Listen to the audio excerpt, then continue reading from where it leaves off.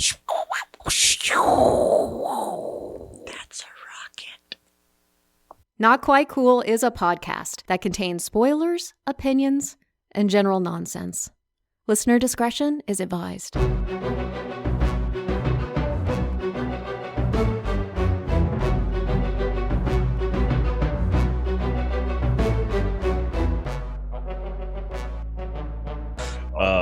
What did they call you at the old job, Rob? They called you Prego? They said Prego. Every old job I had. Prego. Nobody got it right. Jeff McKnight for a long time thought my name was Ralph. I swear to God. So I sort of knew Jeff McKnight before I moved to LA. And so I run into Jeff McKnight at the Screen Actors Guild, the credit union, to deposit my $4 residual. And he's there and he goes, "Hey, buddy," because that's what he says. "Hey, buddy, how's it going, man?" I was like, "Hey, Jeff McKnight." I didn't really know him that well at the time. And so we're at the bank and he goes, "I can't wait to call people back. I can't wait to talk to people back and say I ran into Ralph Pralgo." And I thought he was joking. Like I started laughing. To go. So I said, "I'm meeting up with a couple people in a couple of days. You should come out for drinks." Blah, blah, blah. So he meets up with us, blah, blah, blah, blah, blah, and we're drinking. And he starts talking, holding court like Jeff McKnight does. He starts telling, he goes, "I can't believe all the people I run into Ralph over here, blah, blah, blah." But he kind of looks at me like, "What is he talking about?" I'm like, don't correct him. Let's see how long. He called me Ralph for months. It's great. Yeah. That's awesome. Ralph Pralgo. And that's a good segue to let the people know who we have here today. Welcome back to Not Quite Cool. My name is Keith Brooks. With us, as always, we have Ralph Pralgo and Chad Downey. Chad, how are you doing today, sir? Doing great. I'm happy to be here. Rock on. Ralph, what about yourself? You look terrible. Ralph needs people to hit up his IMDb because Ralph Pralgo is at about 12 million right now. So look for Ralph Pralgo on IMDb. If we were a more popular podcast, there would already be a Wikipedia page of Ralph Pralgo as soon as this drops. 100%. I wish we were that type of podcast where we could garnish that sort of attention immediately and have people do that sort of like fan service for us, but sadly no. And I think it's Ralph's fault that's bringing us down, without question. Yeah, Ralph will be here. Well, if there's one thing I know about our fans, it's they're lazy. So forget about it. Don't speak about Rob's dad that way. He's our only fan. But my stage name is Douche Pralgo. Make sure we get that right. I didn't think that OnlyFans would be something that would refer to the one person that listens to our podcast. That's our only fan. That's what we have. But we're not here to talk about OnlyFans or nudity or how much of a douchebag Rob is or is not. He is. But we're here to talk about movies, entertainment, all sorts of fun stuff like that. And we got a shit ton of stuff to go through. It's been a hot minute since we've been on here, so let's just dive into it. And we're going to start with one of the oldest things, and that is the finale of the MCU's animated series, What If? So what if Rob didn't watch it? That's the What If episode. What if Rob... Did you really not watch it? I watced it. I was just making a What If joke. Oh, funny, isn't it? Terrible joke. Yeah, that's a great joke. Cue the laugh track. Great. Please never do that again. Please never. That sounds not like the Joker, but like a henchman the Joker would fire quickly. Like that's what that sounded like. And by fire, shoot in the head. So the last two episodes of the MCU's What If were a two-parter. We covered the first part of the two-parter on the last episode that we recorded. Then the second part came out, which saw the Guardians of the Multiverse united by Watsu to face up against Ultron with the Infinity Stones. Chad, what did you think about the last episode of What If? I didn't think it was as good as the episode prior. The episode prior was like incredible. It was good though. It was funny how they did the whole overarching story of What If. It was very much like the early MCU where we get a movie about Captain America, we get a movie about Iron Man, a movie about Thor, and then they all come together to bigger, which is the way they did that. So it's like, if it ain't, broke, don't fix it or whatever. So I like that concept of it. And I liked the battles and everything that they did. It was nice to see Killmonger and T'Challa interacting in this world. Again, that was pretty neat. Like one last time. That was awesome. But I'm kind of curious, and I don't know if you guys know anything about this. Did you feel like there was a lost episode that we did not get? There is Gamora. Yeah, So there is. Yeah. So do you know, like, we could talk about it maybe after we talk about the episode, but I was just wondering like what the deal is with that. No, fuck it. We can talk about it now. So the thing is, it'll help. Yeah. There was an episode that was going to be for season 1, but because of quarantine and everything like that and the pandemic, it sort of realigned all of the schedule. So all of the episodes suffered a shortening of their length of time, and one episode was cut entirely from season 1 and pushed back to season 2. I don't know what the subject matter of that is, but it is that Gamora that we met there. But I can tell you real quick what the subject matter was. I heard a couple of rumors. It was instead of Thor and Hulk going to the planet, the Jeff Goldblum planet, it was Gamora and Tony Stark, and they wound up fighting each other and dealing with that planet and being in the the fighting that went on up there.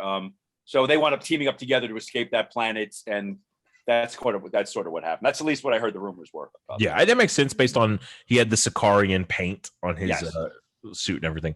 So I'm assuming we'll see that in season 2. But go ahead, Chad.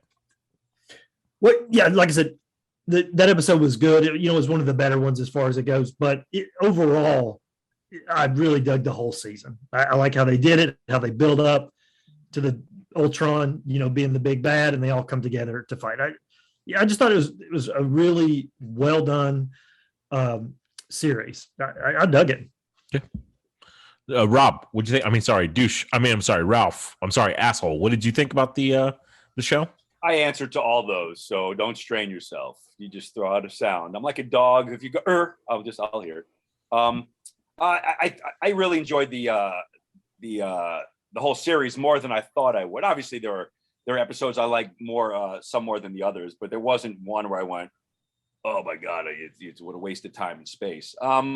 I enjoy, and again, as the older I've gotten, I'm not a huge cartoon guy later in life here.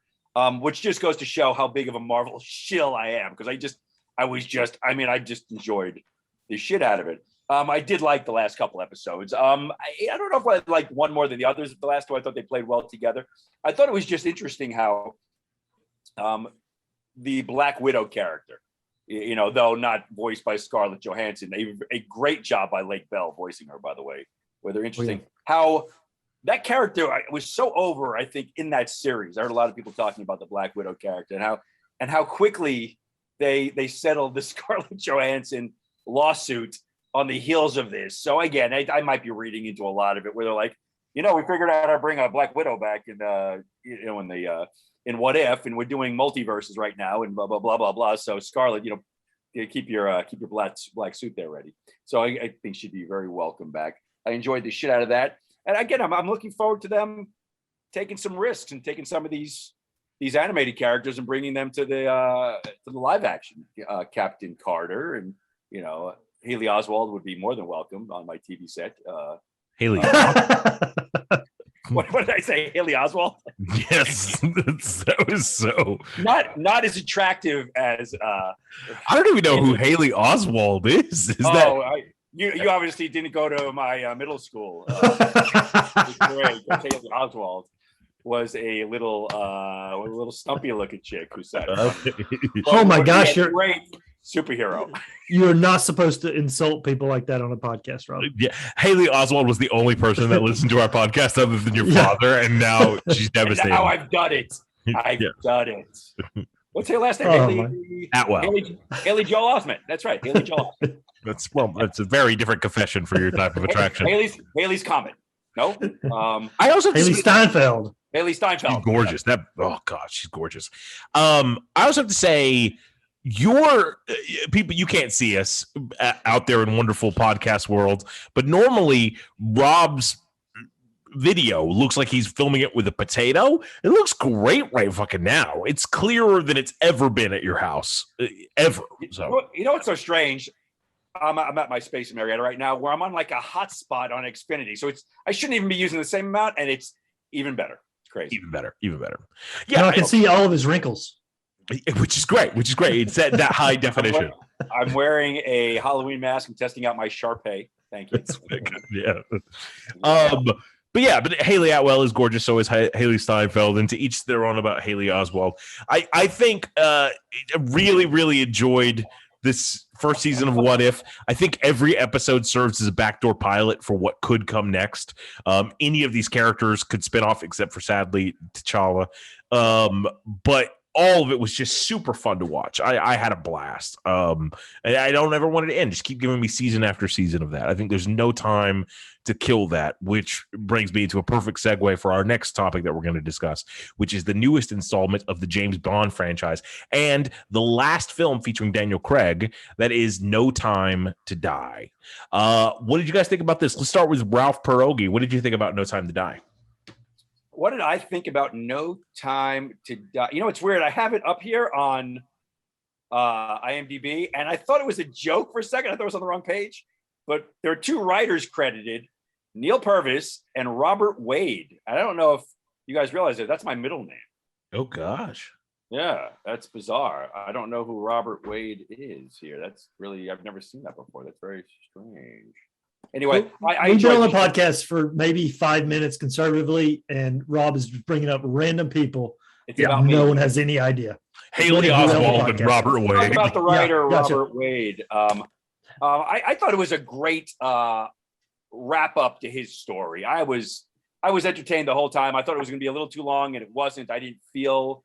I don't want to give Keith any fodder here for jokes, but I didn't feel the length. Go for it, Keith. Yeah. And back to me.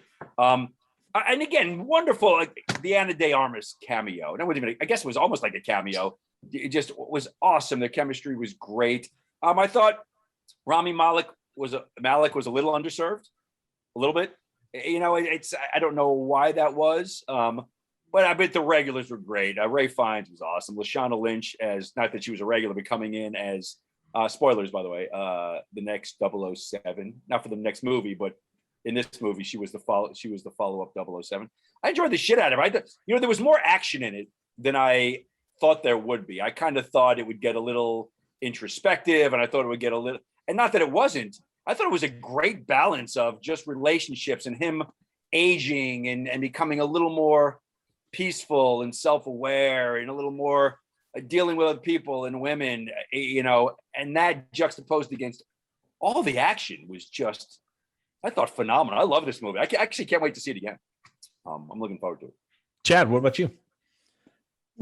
I feel like I'm going to echo just about almost everything Rob said. So I thought it was a great send-off for the Daniel Craig Bond. Ana de Armas, oh my gosh, she was great, but not enough. I mean, she was barely in it. I loved the fact that there was a new 007. I love their dynamic, 007 and Daniel Craig, how she was kind of like, yeah, I'm the new guy now, or whatever, until she's like, yeah, you can give him his number back because he's James Bond. So yeah. I love the fact, not to cut you off, I love the fact that they didn't play the pettiness almost in a cartoon way. Most people would go, you know what?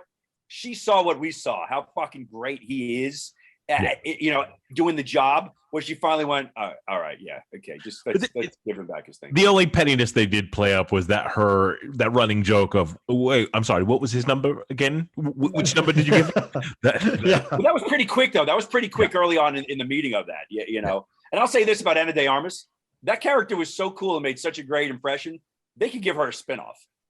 Well, I would watch a spin-off movie about her character. That's how good that was. Sure. That was awesome. Anyway, yeah, I thought the same thing. I was like, they could easily do a movie with her, to the point where I thought, is that what they're doing? Because she was just had a cameo. I was like, is this almost like a backdoor pilot for her? Yeah. That's really what I thought. But like we said, spoilers or whatever. I know it's his last movie. They killed him. They straight up killed him. They didn't like kill him like, oh, he might have survived like the Dark Knight Returns. Did he jump out of the ship and now it's Michael Caine seeing him in a, Italian restaurant, cafe or something? No, you saw the bomb like basically hit him in the face. They dropped nukes on him. Yeah, I just don't think he's going to be okay. He is not getting out of that. No. I was like, I know he's not coming back. This would be one of the rare deaths in movie history where if they did come back, I'd be like, no, not buying it. Bullshit. Yeah. No, there's nothing you can do to bring it back. Nothing. Yeah. But like Rob said, jokes aside, I didn't feel the length either. I knew that it was long going in, but it was good. Yeah, I didn't feel. Yeah. I mean, I dug it. I don't think it was the best one of Daniel Craig's, but it was still very good. And I think part of that was because of the villain, Rami Malek. He was fine, but he wasn't like. I wanted more from him in a villain role. To me, the thing was that, like, to be the best of the Daniel Craig era is Casino Royale, because it came in with such energy and with such a breath of fresh air. And this one was not as radically different, but it was so much more comfortable than all of the other Bond movies. Like, it felt like this was the perfection of the formula. They hit everything they were supposed to. I had quips, I had gadgets, I had amazing action. When Ana de Armas showed up on screen, I audibly in the theater said, Jesus fucking Christ, because that dress she was wearing, I got pregnant looking at that dress. Like, she was fine as fuck. And then, and you killed Bond. What a ballsy ass move.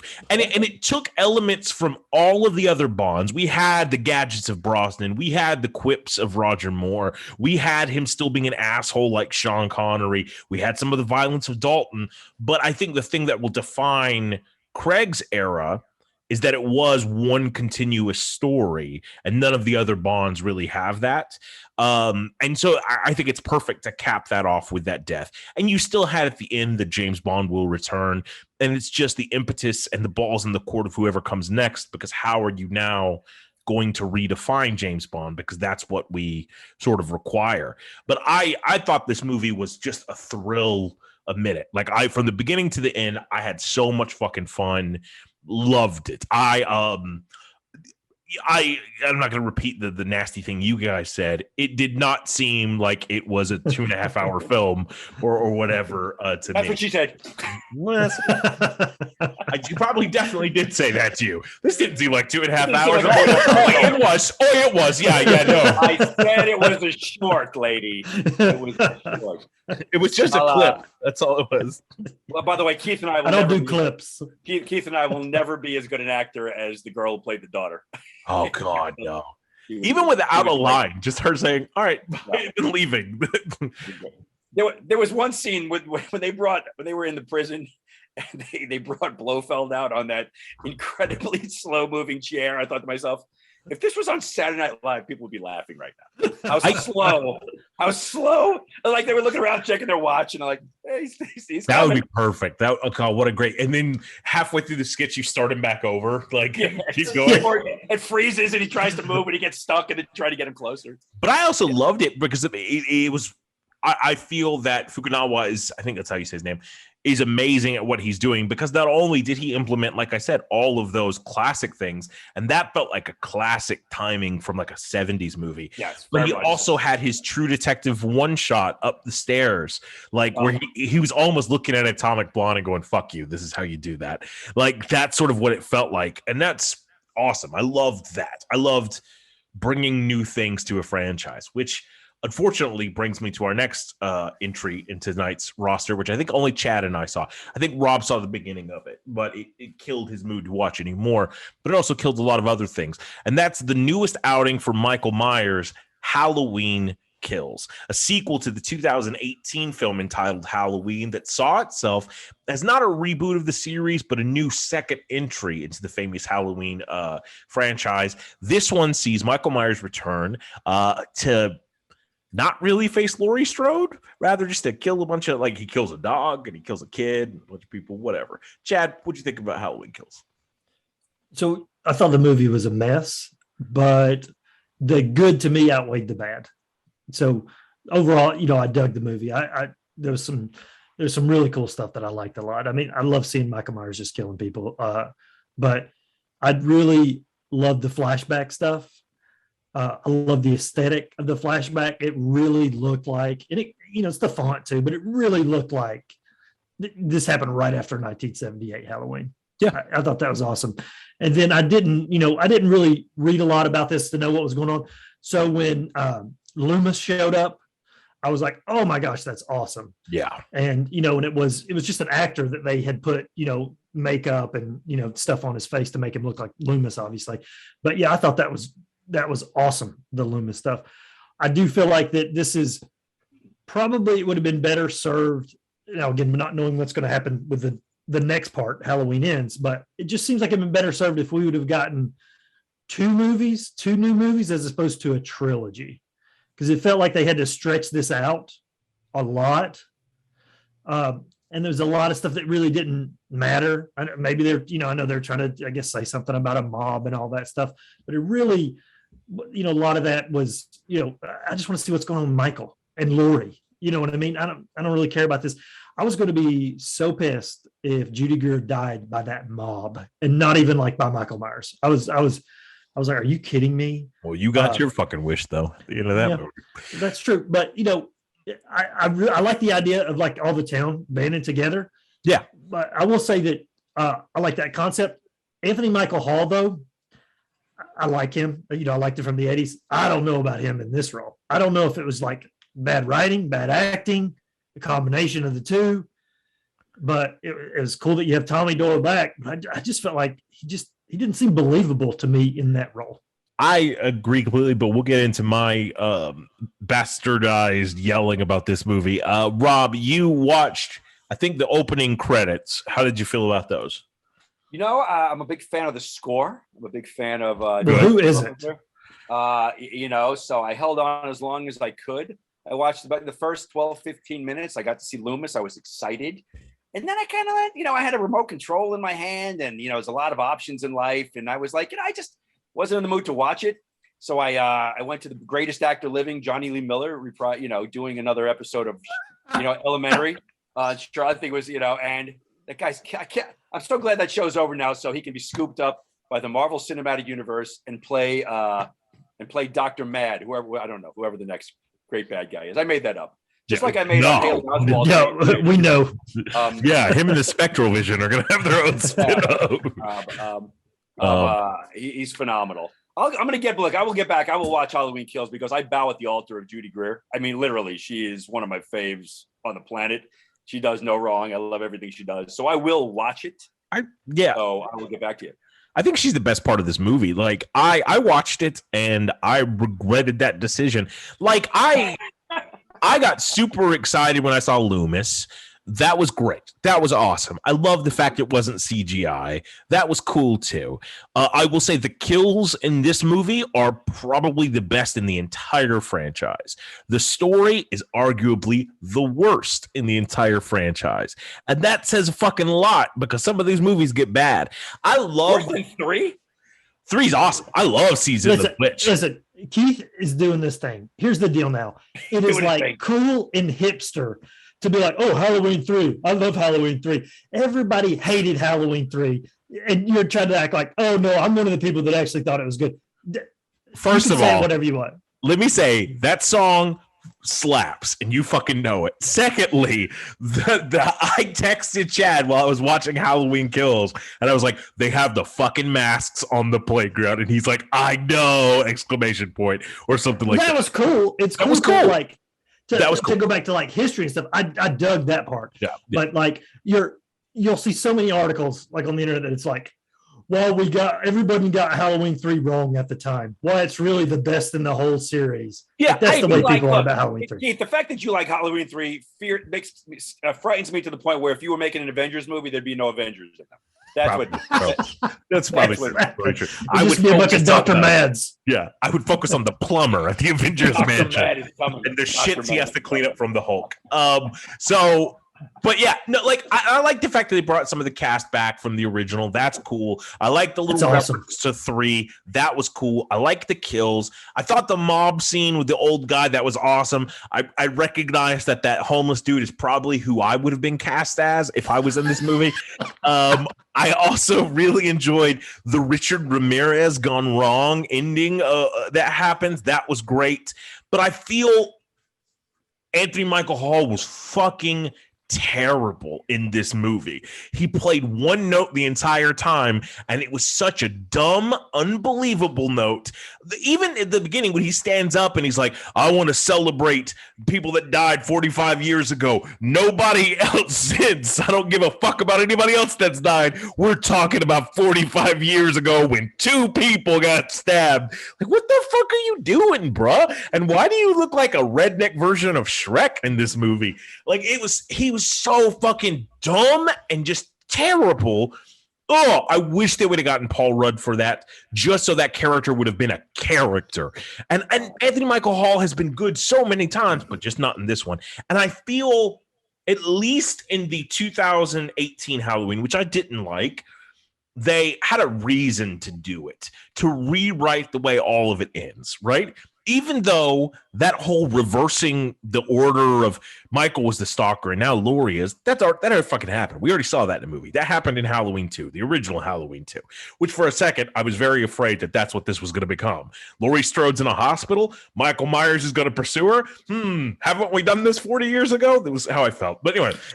Even, real fast, when you said that, even one of the flashbacks that's shown was the from sheriff from 2. I thought that's awesome. Yeah. And so, but I didn't find any purpose in this movie. There was one line of dialogue near the end where they're like, Michael isn't human anymore. He gets more power every time he scares someone or kills someone. And if they would have explored that explicitly throughout the film, while you're talking about mob mentality, while you're talking about violence, and had the whole movie have a fucking purpose, then I would have liked it a lot more. But it seems to me like, you know, like when you've eaten a really big meal and you're like, oh, I really got to go take a shit. But then you just fart and it's like, oh, well, there's nothing there. That's what Halloween Kills was. It was just an empty, vacuous defecation that turned out to be a fart. That's what this movie was to me. That's what she said. That's, you have disturbing relationships with people. It's been a weird couple of years. Yeah.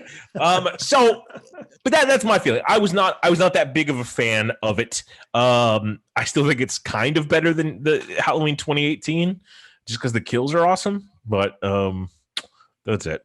Point is, moving on to another horror movie franchise. I don't think Rob saw this one, but Chad and I both did. Yeah, Rob's scared of horror movies. Yeah, that's just, we've already figured that out. That's why he didn't watch the Muppet Haunted Mansion, because he knows how terrifying it is. I got to work my way up to that. Yeah.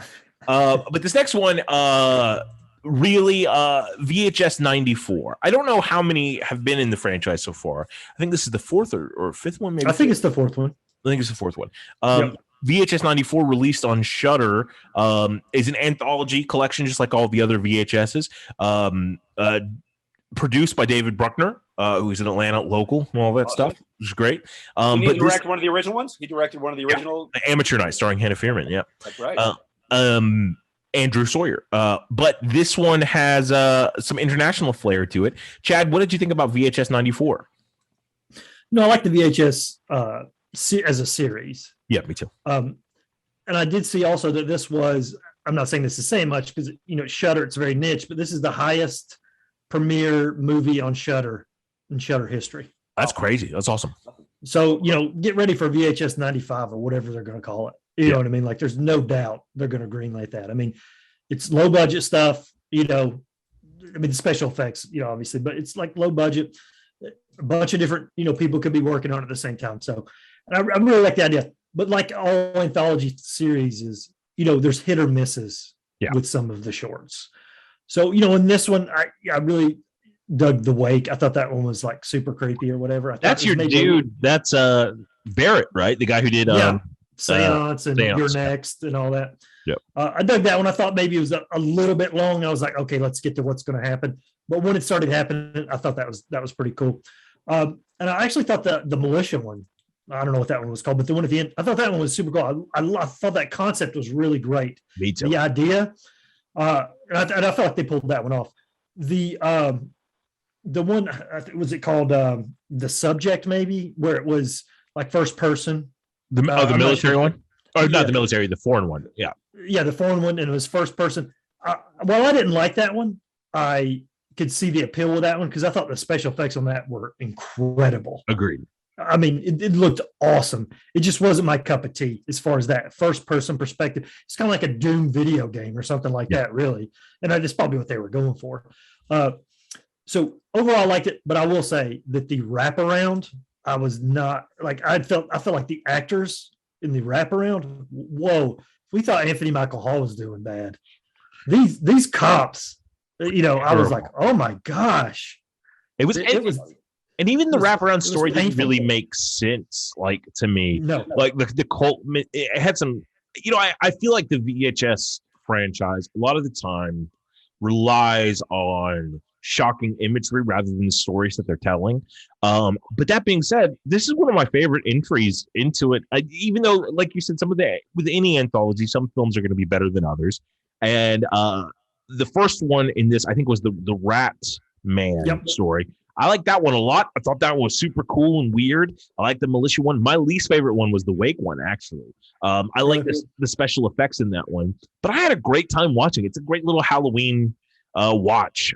Super fun. I don't know why it's 94. Nothing really about it screams 1994 to me. But it was still super fun.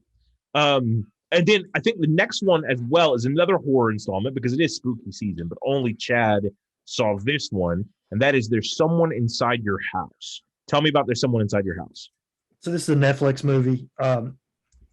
It has on IMDb a 4.8 rating out of 10. And I'm thinking like, why? I don't understand. I'm not saying this is the best horror movie I've ever seen.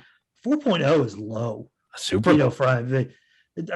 I just don't understand. Like, it was fun. I mean, there were some good scares. The bad guy looked cool.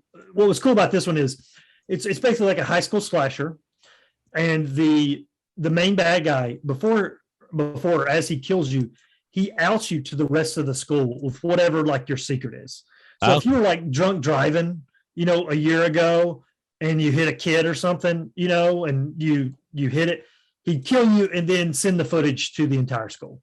So you're dead, but you're also not like a martyr because you're not like, look, this person is a really shitty person. They should die. Yeah. But what I liked about the look of the killer is that his mask he would wear a mask that would be like a replica of the person he's going to kill. Oh, that's cool. That's cool. So, they're obviously whatever. It's like a mirror. They're turning it on yourself. I'm killing you because you're a bad person, or you did something wrong. So again, the concept is fine. The killer, and it's even at the same time, it's like a whodunit because it's like, out of all the high school kids, it's clearly one of these high school kids. Who is it? Yeah. And while the reveal is not like great of who it is or whatever, I just can't. I don't understand how it's such a low score.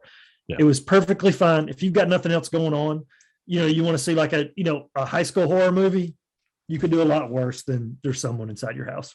Okay, cool. I'll have to check that out. And what was that? Is that on Shudder or what's that on? That's Netflix. Netflix. Okay, cool. I'll have to check that. Well, the next thing I want to talk about is a Netflix project as well. I watched it. I think I'm the only one. It's a television series by Mike Flanagan, who now apparently wants to do a Star Wars horror film, which sounds awesome to me. But it is Midnight Mass. We had seen the trailer and reviewed the trailer, and I finished watching. I think Rob watched a couple episodes of it. I'm 3 in, baby. 3 in. To me, it is my favorite thing I've seen the entire Halloween season. It's my favorite of all the Mike Flanagan shows. It is more Stephen King than Stephen King could ever write.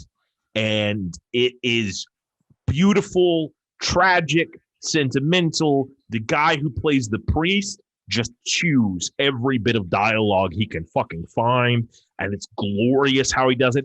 If you want to be an actor, he puts on a masterclass in this show.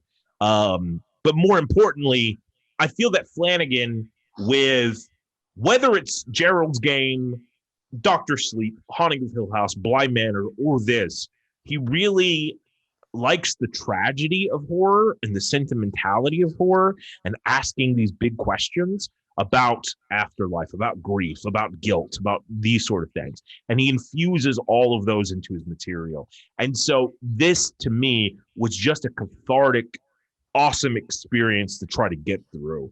And it's just great. I can't recommend it enough. I fucking love Midnight Mass. Rob, you're 3 episodes in, and that's because you yourself are slow. How are you feeling about it so far? It's funny. Each episode has been similar to me in the sense that I found it, it's beautiful to look at. I think it's very well done. I just feel the subject matter, or like the first 2/3 of every episode, it's a little dragging for me. It's a little too, let's discuss religion, blah, blah, blah. But the last third of each episode is just an explosion of just, I don't want to say horror necessarily, but just but inertia and creepiness and again, the acting's good. I think the writing's good. I just don't know if the first third of each one has been for me so far. But I'll tell you this: I've been a fan of this actor, Hamish Linklater, for years now. The first time I saw him on Newsroom back in the day, and this guy. Look, I don't know how many people are watching this. I don't know, horror stuff generally doesn't get the love of the award season, but as a lead in a show, he is killing it. Yeah. Yeah, he's amazing. And in a lot of ways, he's killing it, as you will see. I think the interesting thing about this show is also it is a philosophical discussion about religion and fanaticism versus science in a weird way. And it does some cool things with the mythology. And I don't even want to tell you what mythology it's playing with because I want you to be, because I walked in based on the trailer and I thought it was like the devil is the priest in this. And it's not that. It's nothing like that. Where it winds up going, you can it's telegraphed like in the first episode kind of, but it just gets to a fucking place that's just so yes, let this happen. This is great. Yeah, I can't recommend it enough. My favorite thing I've watched in a long time. But then one of the other things that we're going to talk about that Chad and I both watched, which I don't know how it's not getting all of the awards. It's another Netflix project, an interactive one. It is called Escape the Undertaker, starring The Undertaker, clearly, as himself, and New Day, a friend of the podcast, Xavier Woods, Austin Creed's his real name, one of the actors in a feature film I directed called Dickball. Awesome guy. And it's an interactive story with the New Day trio, or group of wrestlers, trying to steal the urn from the set of some Nickelodeon-looking mansion from the early 90s as The Undertaker tries to stop them. And Paul Bearer makes a couple of guest appearances, which is awesome! So, Chad, how did you feel about Escape the Undertaker, and how many times did you have to start over because The Undertaker caught you? So, the one thing I want to say, I know that you don't really do music cues anymore, but if you don't have The Undertaker's gong, it's going to happen. Yeah. Happening, then something's wrong. Did you say The Undertaker's dong? Is that what you said? That's a very different thing. Yeah. So, here's the deal with this. So, first of all, I'm not bragging, but I won the first time around. Jeez. I know how to do it. Okay. But I did go back and do some of the other things and stuff like that. So, I mean, listen, this is very, kids would love doing this. I mean, it's, like you said, it's choose your own adventure with The Undertaker and New Day. It was fun. It's not like something like, oh my gosh, this was incredible. It was totally fine. That being said, if they had Escape the Undertaker 2 next year, I'd do it, whatever. It's perfectly fine. What I thought was cool about when you have to choose like whose worst fear you're going to deal with. Kofi's was storyline driven. Yes. Like WWE wrestling storyline driven. And, I thought that was so awesome. Yeah. And then, like Big E's is like, he's scared of spiders. Yeah. He gets locked in like a saw looking thing. Yeah. It totally looked like a saw thing. I was like, yeah, that is awesome. That's a saw thing or whatever. And then, Xavier, he's just buried alive. So yeah. normal fears, but then Kofi's is like, no, he can't win the big one or whatever. He's not a good enough wrestler. And they showed clips of like him losing wrestling matches and backstage people arguing with him. I really thought that was clever or whatever. Whatever. The Undertaker, the mystique is gone from The Undertaker. I mean, whatever. It is what it is. You need to shut your fucking mouth right now because The Undertaker's amazing. How dare you? He's amazing. He's amazing. He is like one of the characters in wrestling that always kept his gimmick up. He never dropped his gimmick. He was always The Undertaker, and now, he's like going to rallies and he's like, there's pictures of him, in a scuba suit with his wife, swimming with dolphins. That's not The Undertaker. The Undertaker didn't swim with dolphins. He's fucking 800 years old. Give him some chance to enjoy his life. Plus, you don't know if he's tombstoning those dolphins. You don't know what they've done. I also feel if the mystique was ever waned for me, it's when he took his hat off and his hairline was back further than mine was. And I was like, damn, Taker, you're looking rough, buddy. Also, and it looked like his hair was colored in with a Sharpie. But still at the same time, it was to me, this was what wrestling is to me, because when I was a kid, wrestling with Sergeant Slaughter was on G.I. Joe. You know what I mean? And it was all the colorful, you get stickers of Ultimate Warrior. I know, like, when Rob thinks of wrestling, he thinks of like Billy, the basket weaver Batson, who's gonna like put you in the collective clutch and give you the Jamaican jam stomp or whatever. Everybody's finishing move. I think of Bruno Sammartino going toe to toe with superstar Billy Graham. And for an hour to a time limit draw, they bear hugged each other. Yeah, I was gonna say everybody's finishing move was a bear hug. That was Rob's. And the reverse was a bear hug, and the reverse bear hug. Yeah, I feel that every wrestler in Rob's definition of wrestling smells like cigarettes and Astroglide, where mine are role models for children. Like, that's what my wrestlers are. And so this like recaptured that. And it also made me think, like, I would watch a motherfucking Tales from the Crypt ripoff that was Tales from the Undertaker in a fucking heartbeat. And every single episode could star wrestlers, and I would eat that shit up. It would be amazing. So yeah, I enjoyed this. I enjoyed the fuck out of this. And let's talk about another spooky item real quick. I'm the only one, I think, who saw this one. And it's kind of creepy. It's kind of kooky. And it's all together a little spooky. It's the Addams Family 2. There's no subtitle. I thought there was like Vacation or something at the end of it, but it's not. I love this. I thought this movie was awesome. Like, it was super cute. It was super clever.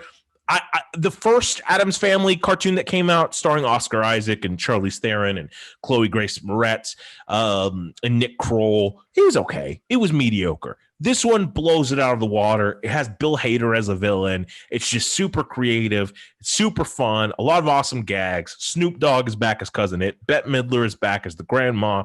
Rob's going to hate it because they recreate a scene from, what's that movie you didn't like, Jolt?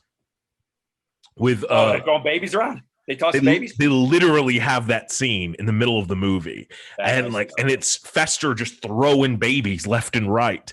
And like, I saw it, I'm like, Rob would fucking walk out right now. This is where he draws the line.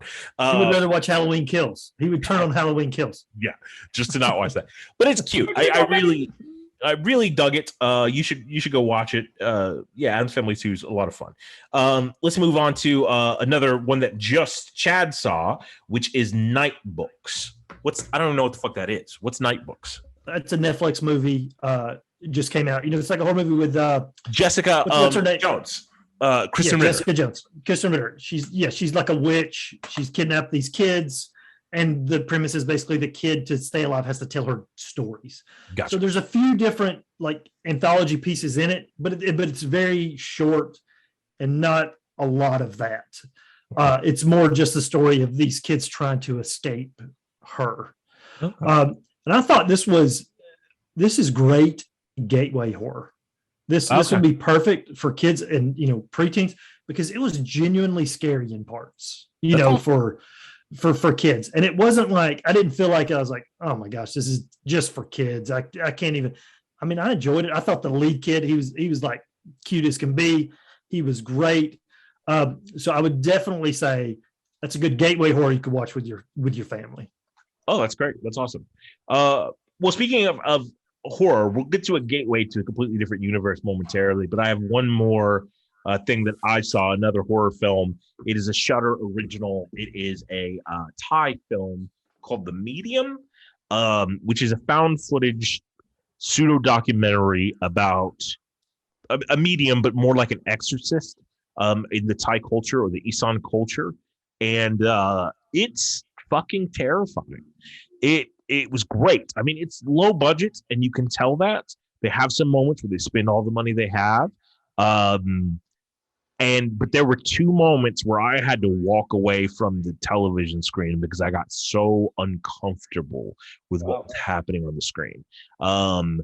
And one of them involved animals and one of them involved a child, and both were just overwhelming. And so well done for a horror film, because I watch a lot of fucked up shit, and most of that's just to get off at night. But for this one, this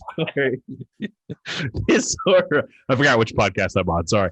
For this horror film, it's intense. So it begins so realistic that I thought it was genuinely a documentary for the first 20, 30 minutes. And then it switches gears and you're like, oh, okay, this is fictionalized. I get what's happening now. But it tells a very interesting story. And yeah, so I advise any horror fan, if you're looking for something that's really going to creep you out, think Human Centipede or Serbian film style of creep out. This is wow. Not the same exact subject matter, but that same level of I don't want to see this ever again in my life sort of thing. But serving the story still. Anyway, so that's good. But before we move on, Keith, I did want to ask you too, because we talked about this last week, our annual October 31 to 31. Yep. Yeah. So is there any that you don't have to list them all, but is there any that like stood out for you that you haven't seen before that might be older that you're like, I thought that was cool. Check it out. I just watched a really good vampire movie that I'd never seen. I'd never even heard of before today. And like the first half of it was awesome. Second half kind of peters out. But it's called Habit. It's from 1995 or 97. It's on Shudder. And the actor who's the lead in it is directing it. And it's like a very raw sexual vampire movie. It's pretty good. I also watched both versions of Under Wraps, the Disney thing. They have a new one out from 2021, and I watched that, and that was kind of cute. And then I went back and I watched the original because I was a little too old for it when it came out. But talk about really good gateway horror, because it's all practical and it feels like Ghostbusters or Gremlins or something like that. It's super fucking charming. Just a lot of fun to watch. What about yourself? Any that are really sticking out for you? So there's a couple too for me. One, I missed this the first time around. It's a found footage mockumentary, Lake Mungo. Oh, I haven't seen that. Super creepy. Great. It is very well done, and it's like Blair Witch in the sense that like you could see how this could be tricking people into thinking that it's real. Like Lake Mungo is excellent, found footage. Then another one is a few years ago starring Melissa George called Triangle. Okay, I'll check that out. And it's kind of like a time loop kind of story. Yeah. But really cool how they do it. It awesome. Works. Those are the two that like stood out for me. Awesome. That I've watched. What's the shittiest one you've watched so far? Oh my gosh, I'd have to look on that one. I don't know if I mentioned it last time. Halloween Town 2 is pretty shitty on Disney Plus. Calabar's Revenge. Yeah, yeah, exactly. But Halloween Kills is probably. I get it. Shut up about Halloween Kills. That's enough of that. I can edit that out. You know what is really great too? Crawl is really fucking solid. I never seen Crawl is excellent. Yeah, that was a great movie. Yeah, it was good.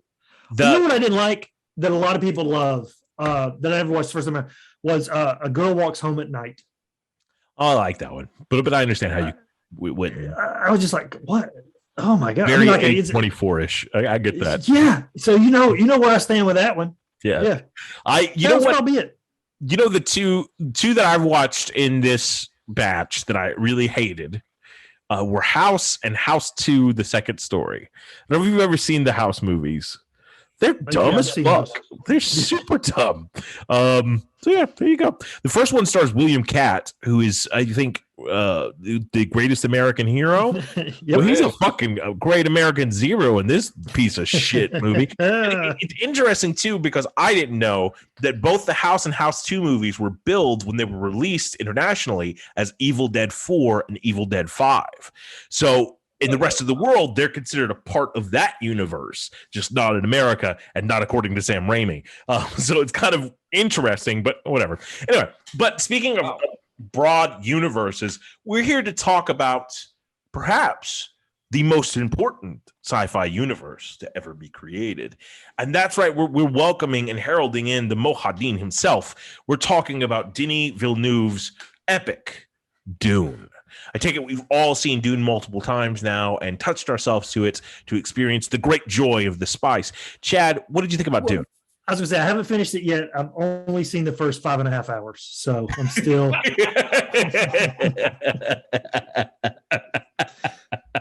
I mean, come on. Listen, it's beautiful. The special effects, scenes, it is beautiful. And I like a lot of those characters a lot. But I felt like that it was 3.5 hours long, and I've only seen the first 15 minutes of the movie because nothing's happened. I mean, just they had the. I just knew it was going to end there, and I was like, oh my gosh, it's going to end here. Nothing has happened really.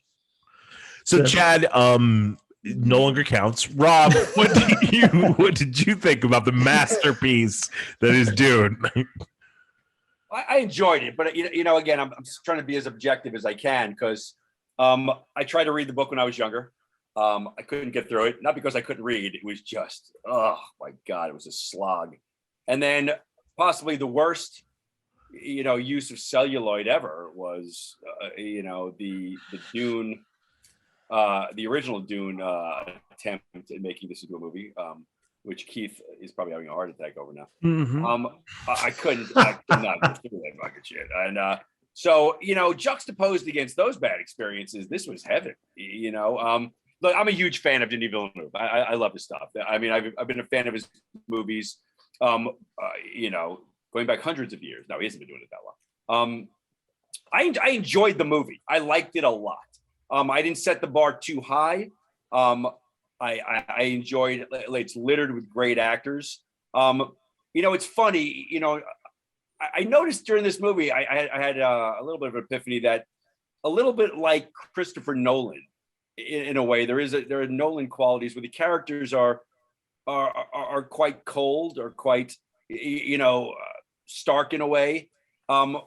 Which again, it didn't bother me about that. It just made Jason Momoa jump off the goddamn screen because I felt like he was the one guy in the movie who had permission to kind of express how he felt and, and really kind of live his life. And that's not a shot or anything. It's just Momoa kind of stole the movie from me a little bit. Rebecca Ferguson's always like, everybody's great in it. Everybody's great in it. I love wait 1 second, Rob. The sort of horror that Rebecca Ferguson. I'm sorry. I was saying, wait 1 second. I want to talk about Rebecca Ferguson real fast since you mentioned that. I love Rebecca Ferguson. Yeah. I think she's great. But I felt like, how like in Star Wars, the joke is George Lucas's direction is like faster, more intense. Yep. Her direction in this movie was, Laura, be quieter. I don't want to be able to hear what you're saying. She whispered every line of dialogue to the point where I didn't even know what she was saying half the time, unless she was doing that Jedi mind trick thing where she's like trying to make you do what she wants you to do.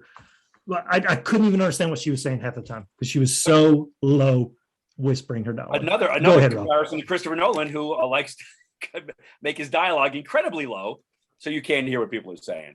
I thought what she did was very interesting. The fear for her son and the potential mistake she made for giving birth to a male child was I felt like she was getting ready to throw up the entire movie. I just thought her performance was very effective.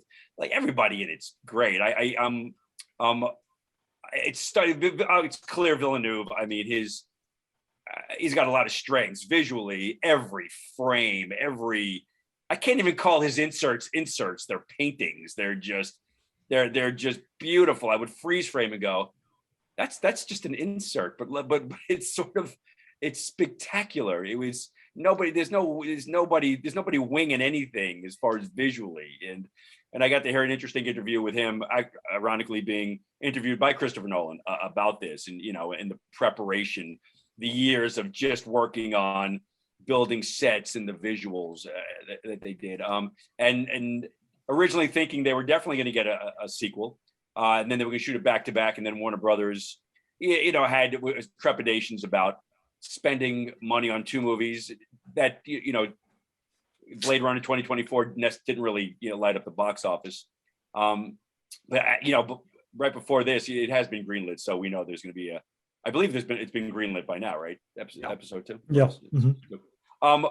I lost my train of thought there for a second, but I enjoyed the movie. I actually kind of to the point I kind of want to watch it again. I just I thought it was very well done. What's his name was creepy as hell as the bad guy. Skarsgård? Yeah, Skarsgård. Very, very powerful. Again, they killed that. And again, spoiler alert. I was like, shit, they're killing off all my favorite characters. What's going on here? Well, that's not. I'm sure Isaac they killed off, and they killed off. They killed off Momoa. Momoa. They killed off Timothy Chalamet. They killed off Denis Villeneuve. They killed off Warner Brothers. They blew up the planet. They blew up the planet. Yeah. There's no more spice. They got rid of all the spice. It was Earth all along. A lot of things happened. I loved it. Like, to me, and I love the masterpiece that is the David Lynch's version as well. But it's, it's almost impossible to not compare the two. And to me, as a filmmaker, it's so interesting that he chose to go the complete opposite of what Lynch's is, where Lynch's is like this cocaine-fueled, postmodern cyberpunk. We're just going to fucking put it all out there with weird voiceovers and all this demon imagery. Villeneuve's is this thought-provoking, slow, lethargic, reflective of the score thought piece, right? Where all the voiceovers are just happening on the actor's face, and they're all bringing their A game every single piece. And I thought it was just wonderful casting, wonderful writing. The shots speak for themselves. At times we go into like a music video. That's the coolest thing I've ever seen in my life. The sandworm looked fucking amazing.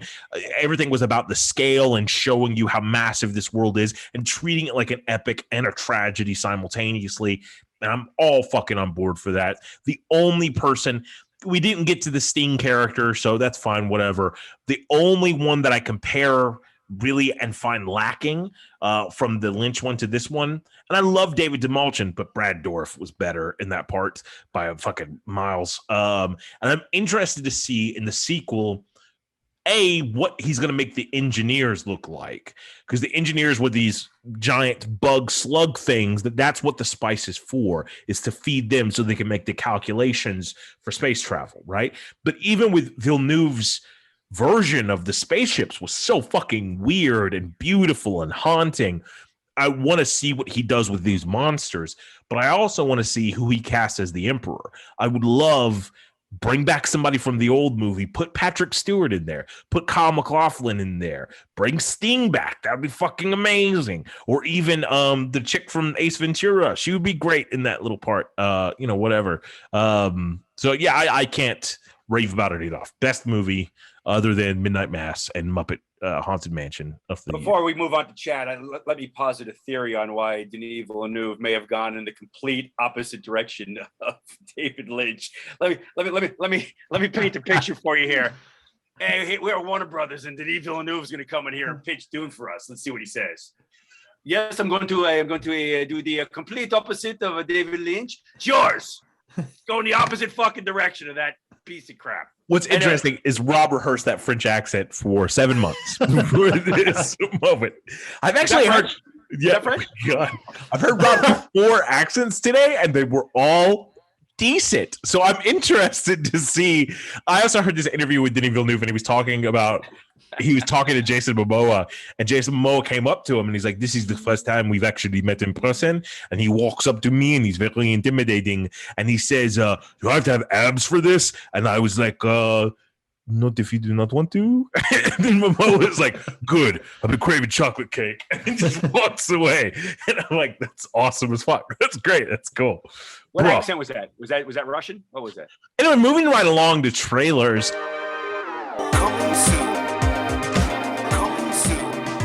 We got a bunch of trailers that we're going to talk about here. Not as many trailers as I would normally like, but we knew Ralph Pierogi has an early bedtime, so we want to make sure he has time to watch Johnny Lee Miller. Golly. I'm going to miss the Carson show. I'm going to miss the Carson show. Oh, come on. I thought you said the Cosby show. I'm like, let's not talk about that. So first of all, we're going to talk about the most. Oh God, I don't know where my loyalties lie, because there's 2 trailers that look like the best films ever made. But this first one has the love of my life in it. And that is the new trailer for Scream, directed by Matt Bettinelli Olpin and Tyler Gillette, written by James Vanderbilt and Guy Busick, starring Nev Campbell, the one and only amazing, gorgeous Nev Campbell, Courtney Cox, David Arquette, Marley Shelton, Melissa Barrera, Jenna Ortega, Dylan Minette, Jack Quaid, Jasmine Savoy Brown, Sonia Amar, Mickey Madsen, and Mason Gooding. And that's all the people I know.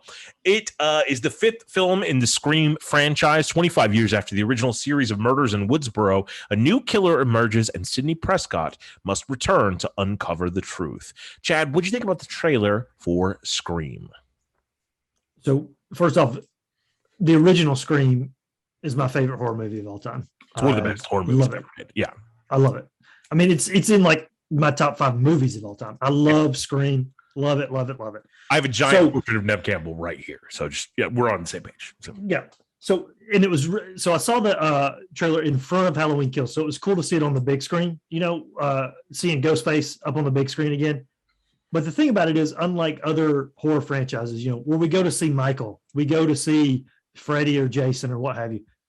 It's Sidney. She's awesome. She is the Michael, the Jason of the franchise, and she's been in every one of them, and she's been the final gore every time. And I know that we've got David Arquette, Courtney Cox, they're in them too, but it's Sidney's story from day one.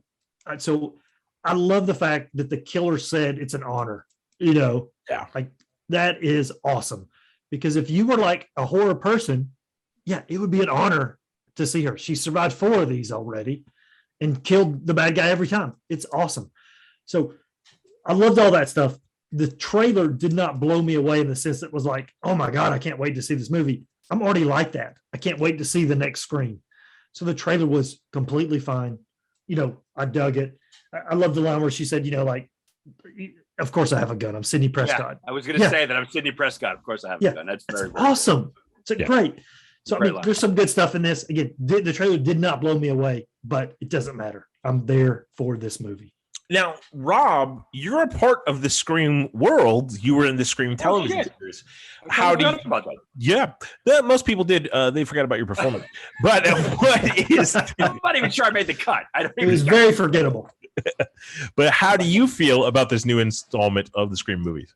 The first time I watched, I think it was late. I was a little tired. It didn't do much for me. I watched it again today, and I got to say, I'm glad that they didn't do a full reboot. I'm glad it's still the same universe, same characters. They didn't make the same mistake like Ghostbusters 2017 made. Whatever. Blah, blah, blah, blah, blah. If that makes any sense to you, it might not. I enjoyed seeing the sort of the updating of the technology. I like the fact that it was still the same way of going about terrorizing people, but it was with cell phones. I like how they brought in texting, and how'd you know I have a landline, and being able to use the apps to unlock doors. I just thought that was, and it was well cut into the trailer.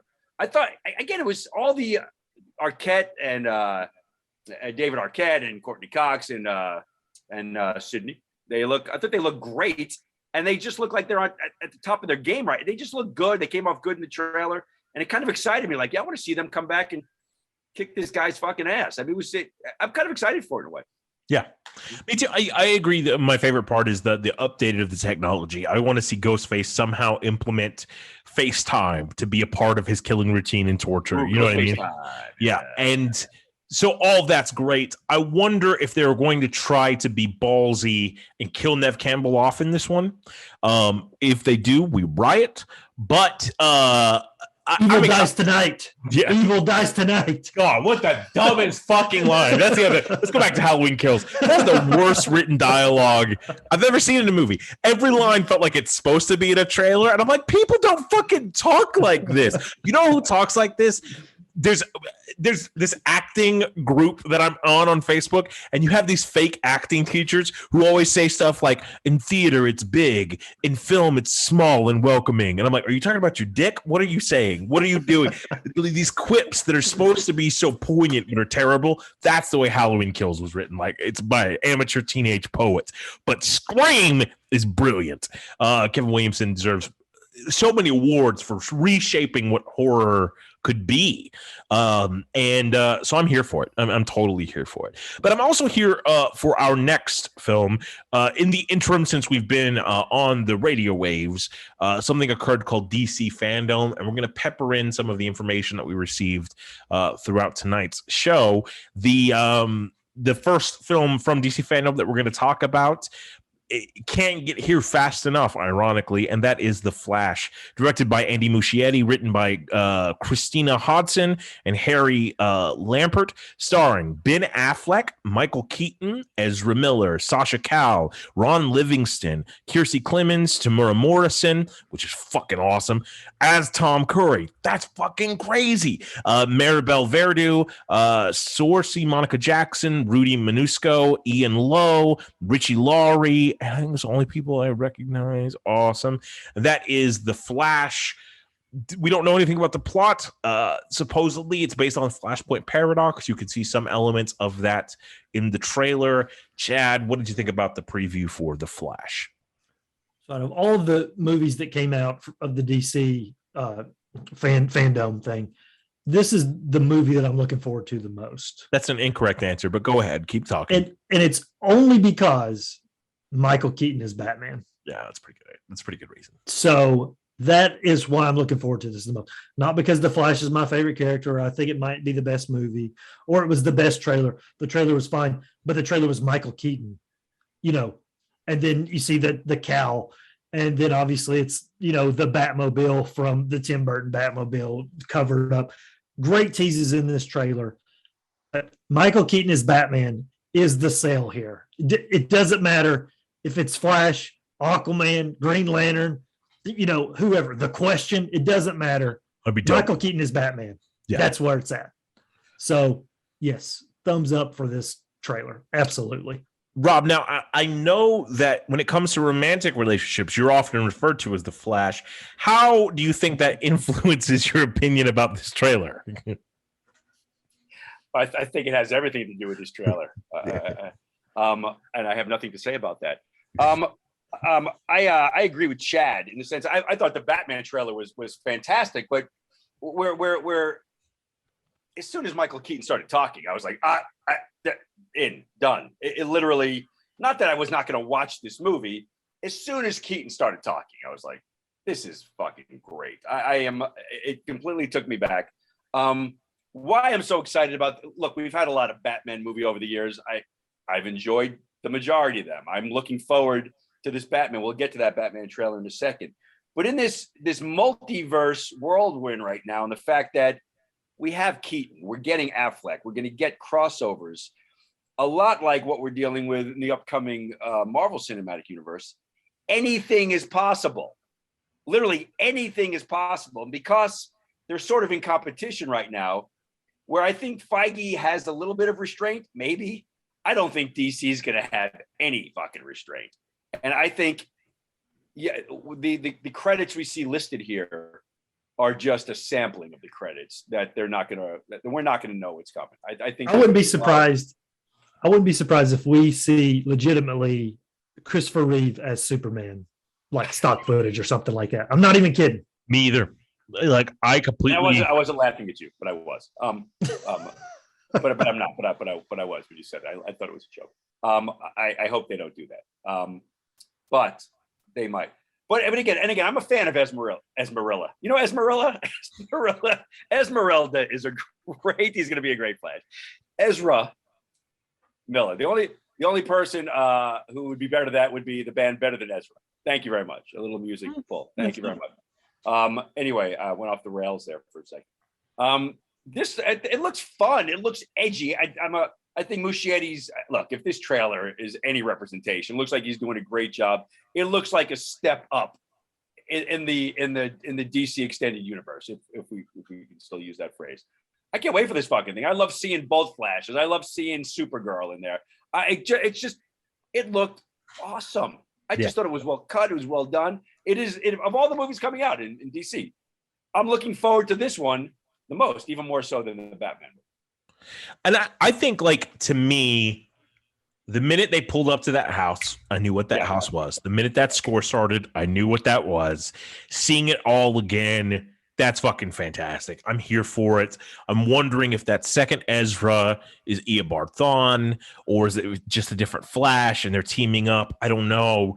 And more importantly, like, I think Muschietti is a very creative person. I think It Part 2 suffered from a lot of bad decisions, but in that movie itself, there's some creative amazing choices that take place. And I feel like all of his movies have this great sense of creativity and not being, I don't know, burdened and hindered by storytelling conventions.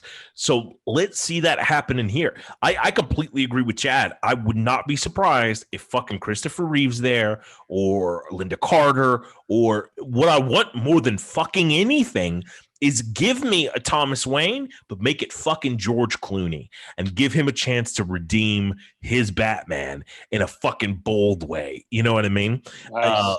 And Nice. so, and I think you have the opportunity to do that. Also, as a tangent, a side note, we're talking about the DC Extended Multiverse is what they're calling it now. And they just cast one of their bad guys for the Batgirl film. Brendan Fraser will be playing Firefly, which is fucking awesome. That's cool ass casting. I'm really excited about that. We're having a Fraser Sans here. He's had a nice little couple of years doing some nice work. He's rocking it out. Do the Mummy 4 with Brendan Fraser. Fuck yes. Do it.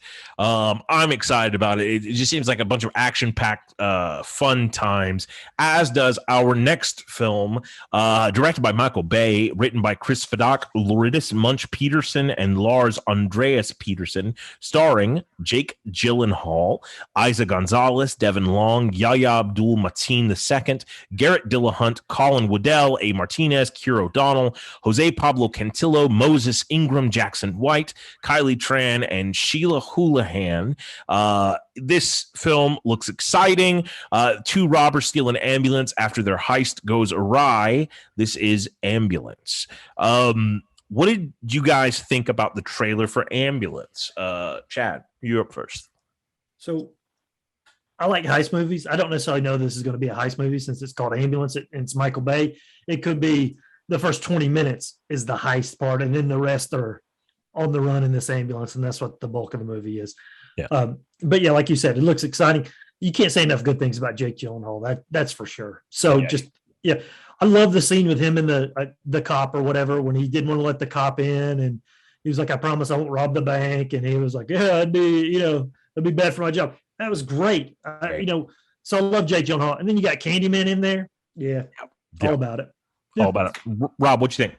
I loved it. I thought it was great. Again, Gyllenhaal is at the top of his game. He's the Christian Bale of Jake Gyllenhaal, which is amazing. And that's how good he is. Does that make any sense? Okay.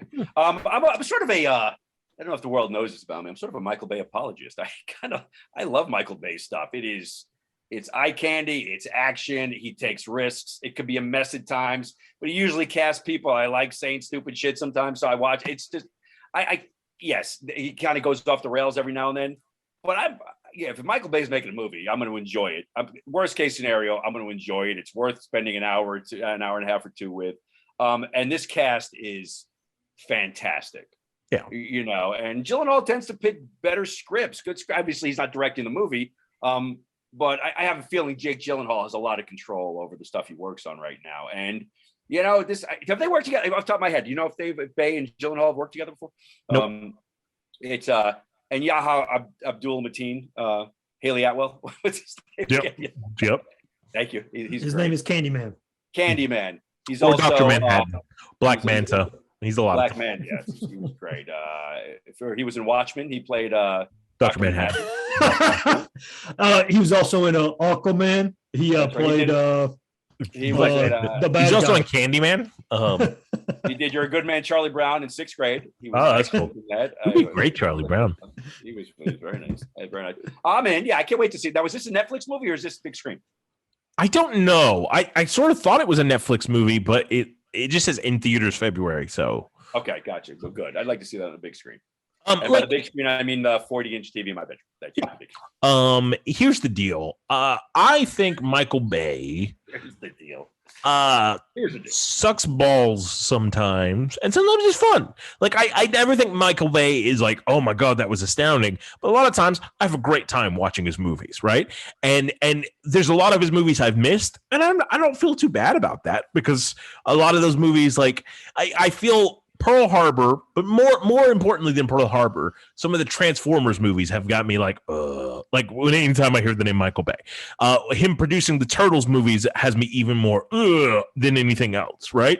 But this looked fun as shit. I really dug the look of this. And then Jake Gyllenhaal and Martin, those are the two that make me want to see this more than anything else. To see them go toe to toe, because I think Yahya Abdul-Mateen II is fucking incredible. It is only a matter of time before he's taking home all of the Oscars, because he's just that good of an actor, and I just need the rest of the world to come around to it. So that's how I feel about it. I'll probably watch it. I won't say definitely, but the next one, we talked about my love for Neve Campbell.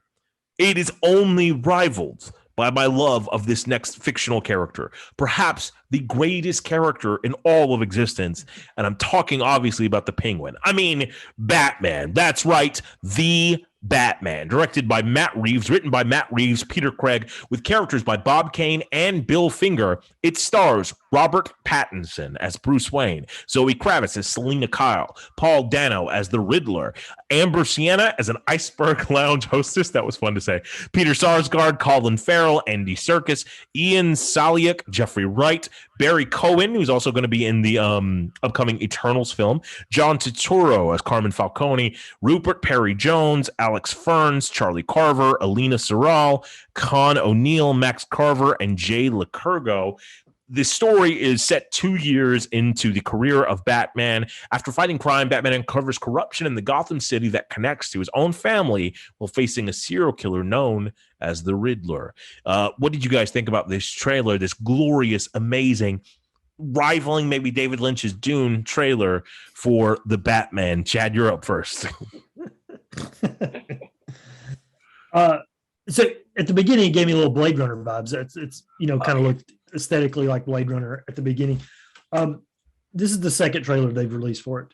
The first trailer to me was very horror. It seemed almost like straight horror. Mm-hmm.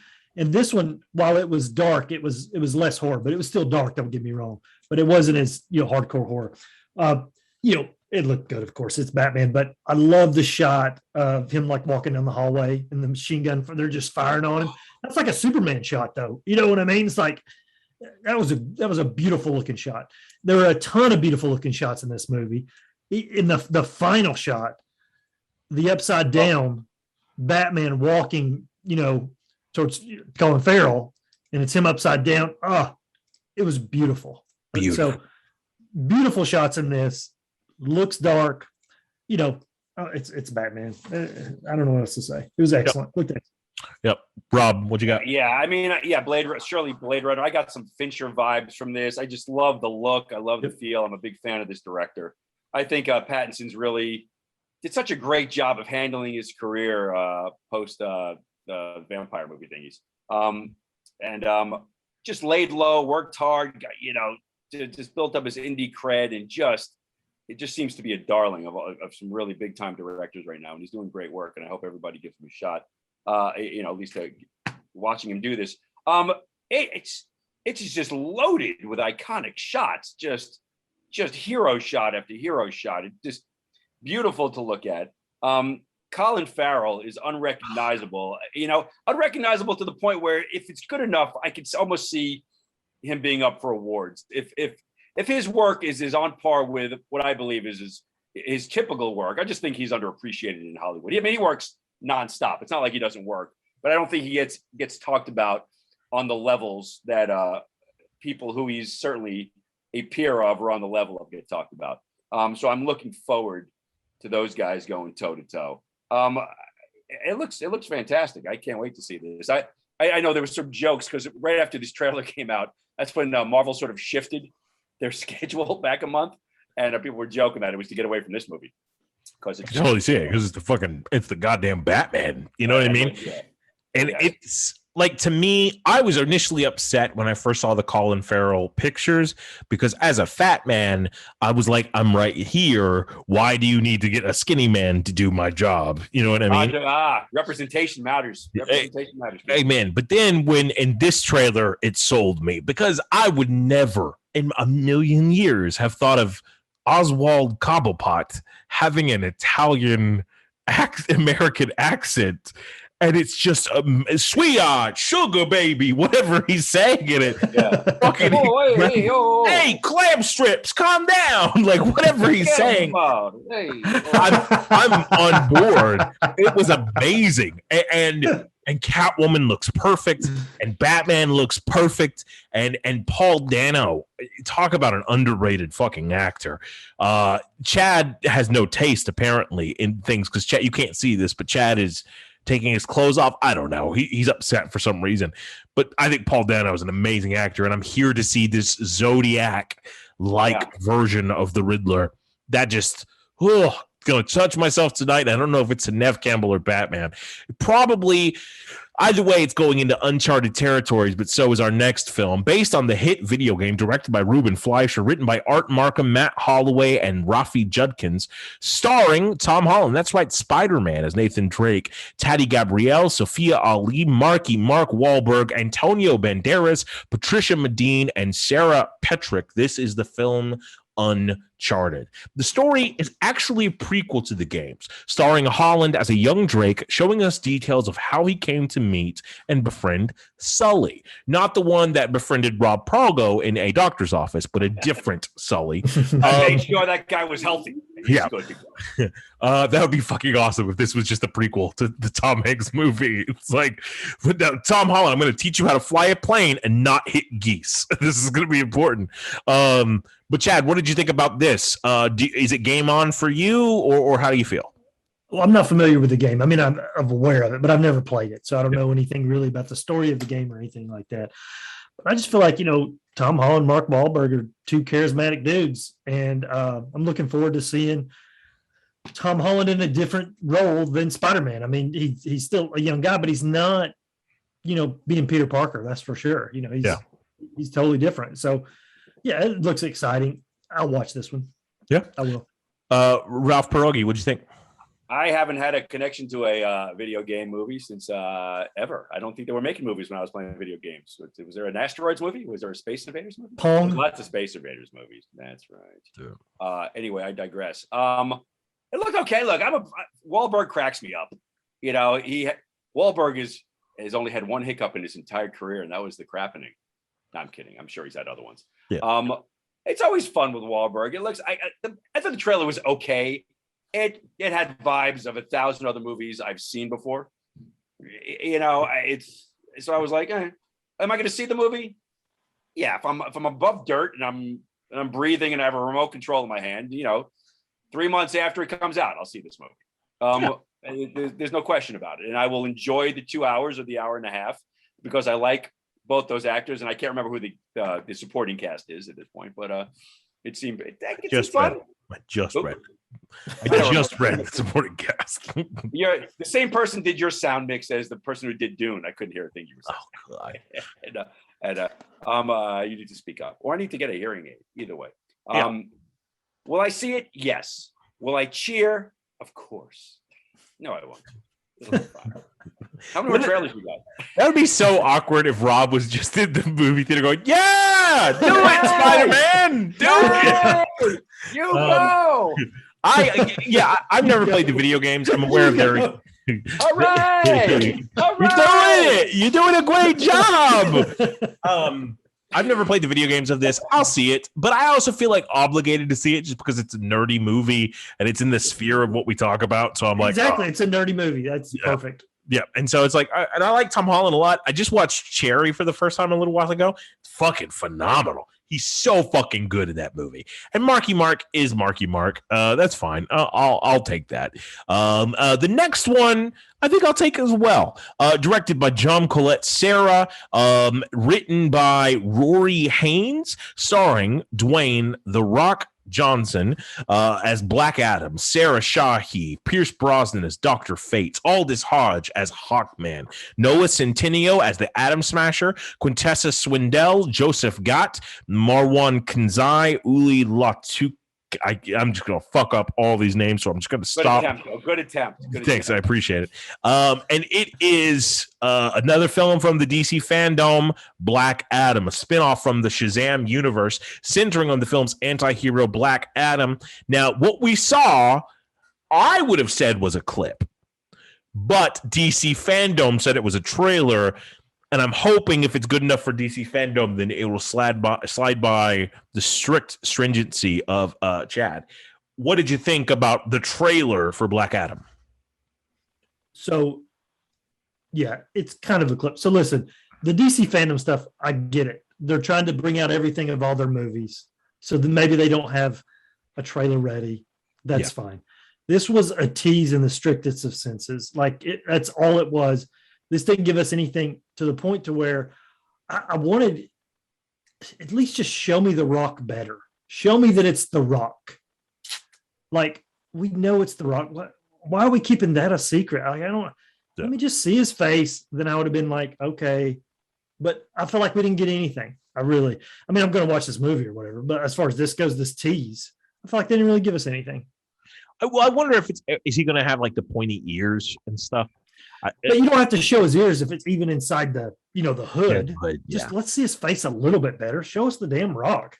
Remember, back in the day Arnold movies, the trailers would almost always have a reveal that it's Arnold. And that would be like the last shot. Yeah.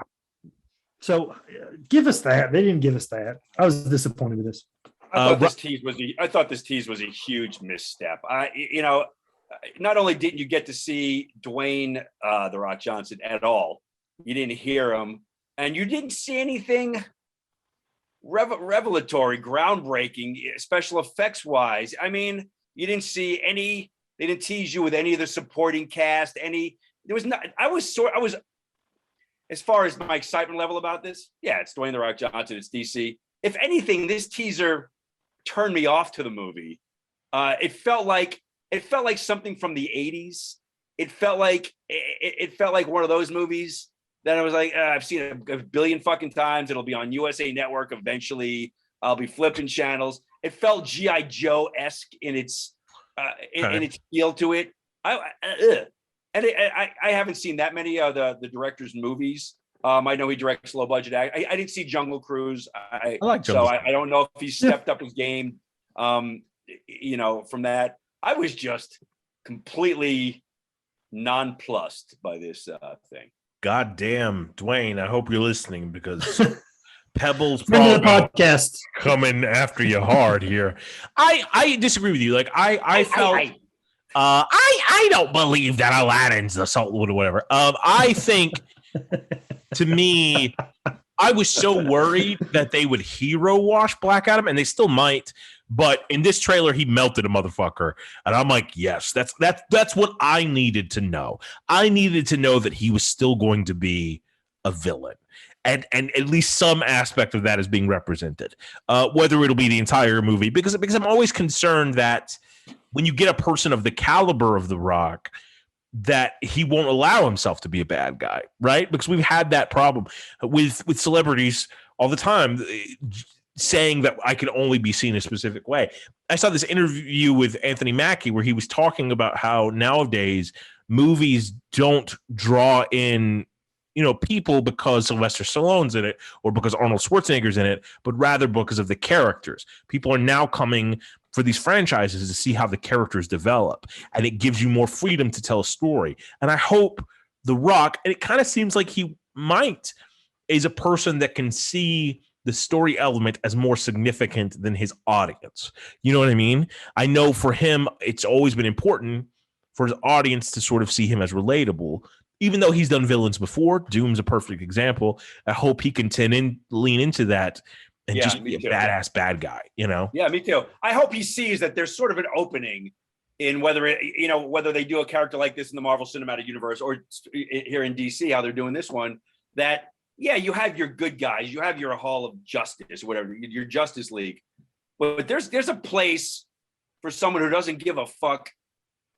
Again, a Punisher, a guy who's like, I want to get shit done, blah blah blah blah blah, and just deal with it. The Kurt Angle bad guy, the bad guy who he has his own agenda. And if you're on my side, great, I'm a good guy. If you're not on my side, great, I'm a bad guy. Blah, blah, and I will do whatever it takes. I have these powers. I'm not going to sit on them. If I can melt the guy, I'm going to fucking melt the guy. I have these powers for a reason. If I can blow shit up, I'm going to blow shit up.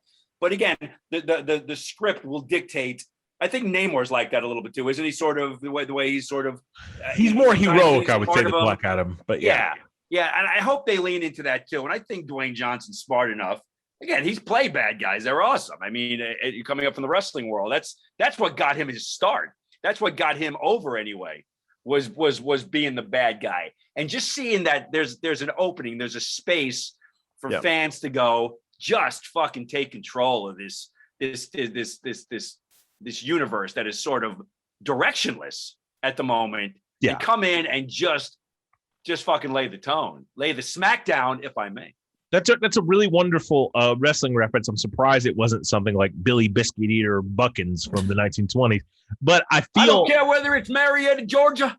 I don't care whether it's Charlotte, Tennessee. I don't know geography good. Yes. But I tell you what, Master, I've been to Louisiana twice. No, what they always say is, I'm going to kick your ass, but in 8 weeks at the Pontiac Silverdome. No.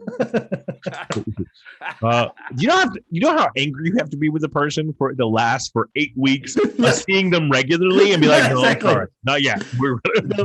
I'm following you, Mongolian stomper. I think, like, with movies like The Joker or something like that, we've seen that villains can take the limelight. But I want in this movie him to be 100% the bad guy, and Hawkman and Dr. Fate are trying to take him down. They trap him in the Rock of Eternity at the end of the movie. In Shazam 3, we have the innocence of Billy versus the evil of Black Adam, and it's an all-out war. That's what I fucking want. DC challenge has been put down. Here you fucking go, man. But talking about the innocence and the wonderment of what art can do and the amazing characters, let's move on to our next trailer, a film written and directed by Aaron Sorkin, starring Javier Bardem, Nicole Kidman, J.K. Simmons, Nina Arianda, Jake Lacey, Alia Shawkat, Tony Hale, Clark Gregg, Ronnie Cox, Robert Pine, Nelson Franklin, John Rubinstein, Christopher Denham, Jamie Miller, Jonah Platt, Matt Cook, and Pamela Mitchell. This film follows Lucy and Desi as they face a crisis that could end their careers and another that could end their marriage. This is, of course, the Amazon Prime original, being The Ricardos. What did you guys think about the trailer for Being the Ricardos? Like at first I was like, maybe I'll watch this, whatever. I watched, I've seen reruns of I Love Lucy because, it's an old as can be show. I think Rob the originals. Yeah, I was gonna say, I know Rob, you didn't see the originals. Didn't you play like Ricky Ricardo's boss in some of the episodes? Yeah. I mean, I feel like that's how old you are. So yeah, it was fun. So the whole time I'm like, maybe I'll check this out. We'll see. It's on Amazon Prime. But then at the end when it said, written and directed by Aaron Sorkin, I was like, oh, I didn't know that. So yeah, I'm in. I'll watch anything he writes. He's an amazing writer. Yeah. So yeah, I'm on board. I forgot it was being written by Aaron Sorkin. So again, too, at the end of it, when it popped up, I was like, oh shit. Yeah. Yeah. I mean, I was going to watch it anyway. I mean, two actors working right now just at the top of their game. I mean, and I did. Again, I'm sure I've seen every episode of I Love Lucy. So, and it looks like they're recreating a couple of the classic, why would they, iconic moments. Yeah. I mean, originally, wasn't Cate Blanchett originally attached to play Lucille Ball? It's interesting. It went through a lot of incarnations, but she looks great. Now, see, I don't know if that's a different one than this. It might be similar to like the Steve Jobs thing where there's multiple happening at the same time. Because I remember seeing a photo of her in the makeup for that, but it could have also been this one. I don't know. I'm in. Yeah, I'm in. Yeah, my connection to Lucy and Desi's, I've seen some episodes.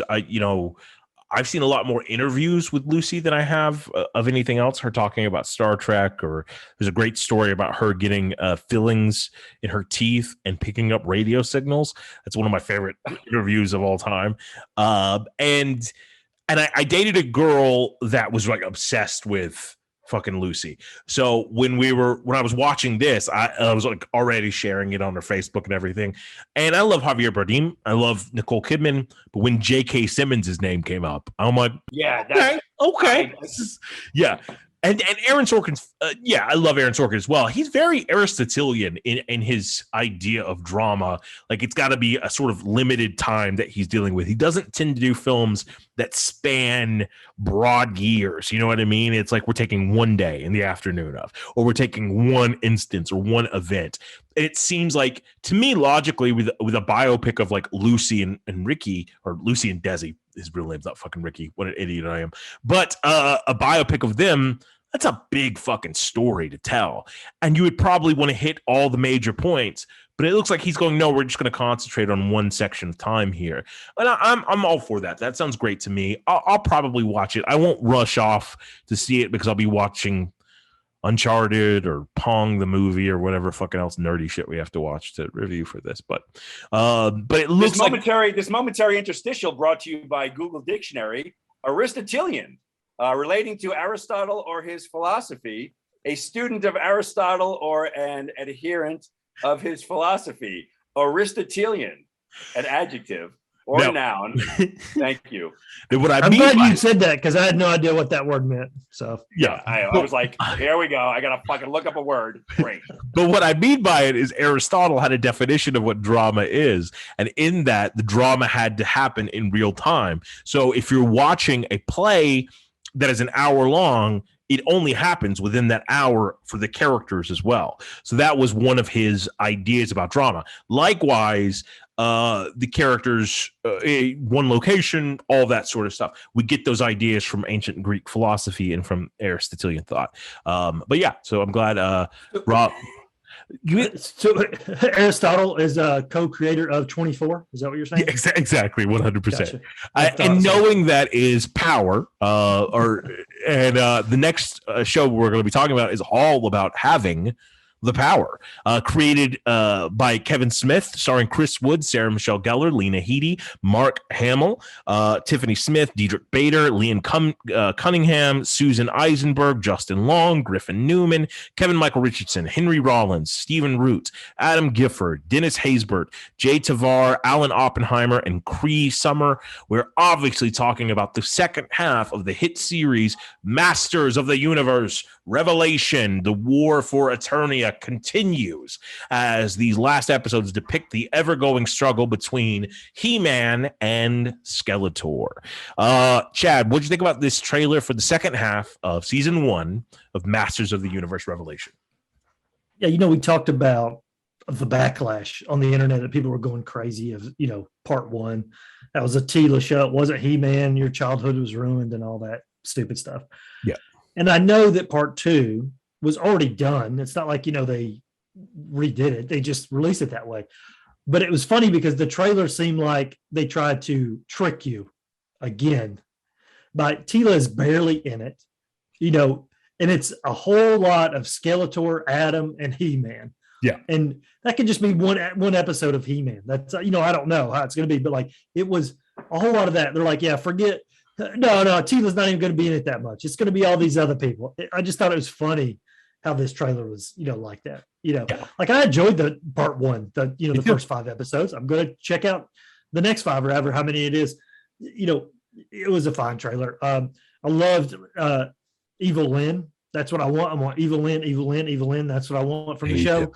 I loved how they're really embracing the 80s cartoon as saying something like this buffoonish behavior is not going to work anymore. Because that's what they were, they were just stupid idiot buffoons, the bad guys were. And she's like, yeah, we're not doing that anymore. Yeah. So I told Rob about this. I thought that was funny. The line at the end, I did not land for me with He-Man, where he was like, find there is one safe place. Yeah, behind me. Yeah, that was stupid. It was so stupid.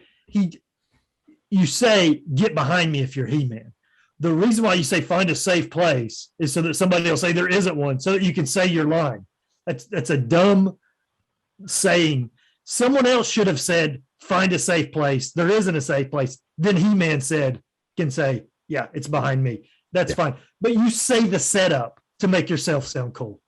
I think it's even, you could have even had the same line, all of it delivered by He-Man, but it's just, you have to do it Captain America in-game Avengers Assemble way, where the first line is big. You find a safe place. There is no safe place. There is behind me, and then like you charge on. You know what I mean? Yeah. I'm auditioning and available for the role of Eric and He-Man, or Prince Adam, not Eric. Prince Adam. The Little Mermaid remake. Yes, is that what you're doing? what is that Prince fish Eric. in the water? Can I fuck it? Like, that's me auditioning for that. Rob, what did you think about the trailer for Masters of the Universe Revelation? You didn't watch this, did you? I watched the trailer Okay. for part 2. I didn't see the trailer for part 1. I didn't see any of part 1. As a matter of fact, I've never seen a Masters of the Universe He-Man cartoon ever. It was, Rob, why are you on our Masters of the Universe podcast right now? I don't And he's know. scared of horror movies too. And we only covered I like heard there 18 was horror soup movies. in here. I heard there was soup in here. Is it hot? That being said, I thought I like the line where he goes, "What are we all laughing about?" Yeah, that's great. I thought that was that. It cracked me up. I'm a big fan of this Skeletor guy, or Skellman, or Skullman. Jesus fucking Christ. Spectral Skeletor. Skelly man. Yeah, I Skeleton head boy. I did like the setup of the sword was just a conduit. I never needed That it. was nice. I thought that was cool too. Me too. And it's the original fucking design of He-Man, like the actual barbarian. That's cool. And then when it's just they had their in-game moment when you see all the heroes showing up. That was dope. Yep. Yeah. So that was a lot like Thor when Odin goes, "Are you What Thor kind of the god of hammers?" No. Yeah. Thank you. Thank you very much. Yeah, that was good. That was a terrible Anthony Hopkins. I don't know why Anthony Hopkins. My throat was just, I was a little congested there. Yeah. So, need a Ludens. Thanks.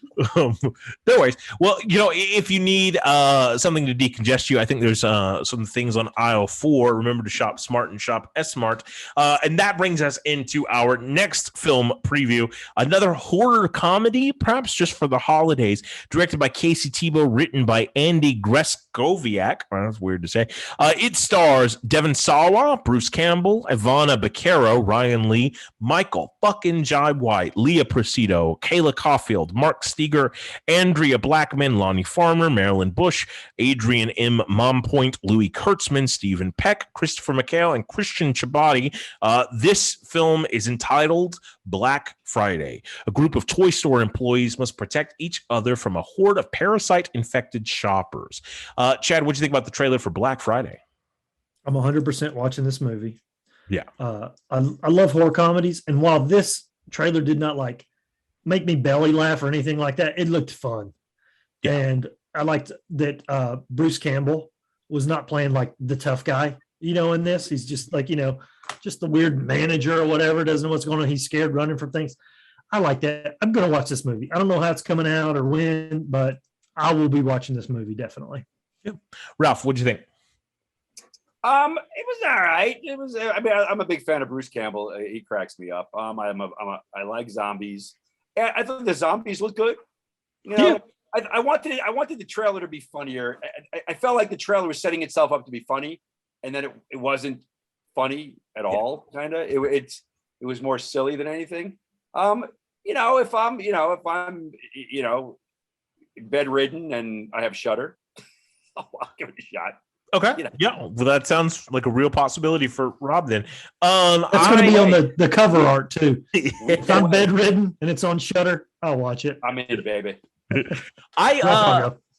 I think, like, to me, it looks like an okay episode of Tales from the Crypt. Not a great one, but an okay one. But the thing that's drawing me to it is I love Bruce Campbell and I love Michael Jai White. So I'm gonna check that out. And I think we need to go back to the time of having a horror movie for every holiday. So let's just get all of the weird ones we don't have covered. You know what I mean? Right. And it doesn't have to be a literary masterpiece, unlike our next film, which talks about literary masterpieces.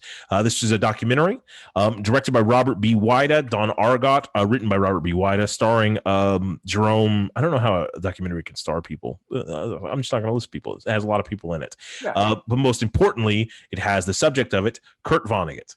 The film is entitled Kurt Vonnegut, Unstuck in Time, recounting the extraordinary life of author Kurt Vonnegut and the 25-year friendship with the filmmaker who set out to document him. What do you guys think about the trailer for this film? Chad, what do you think? So the only thing I've read by him is Slaughterhouse-Five, which was fine. It wasn't like, oh my gosh, the best book I've ever read. But watching this is what I thought. This is a Keith documentary right here.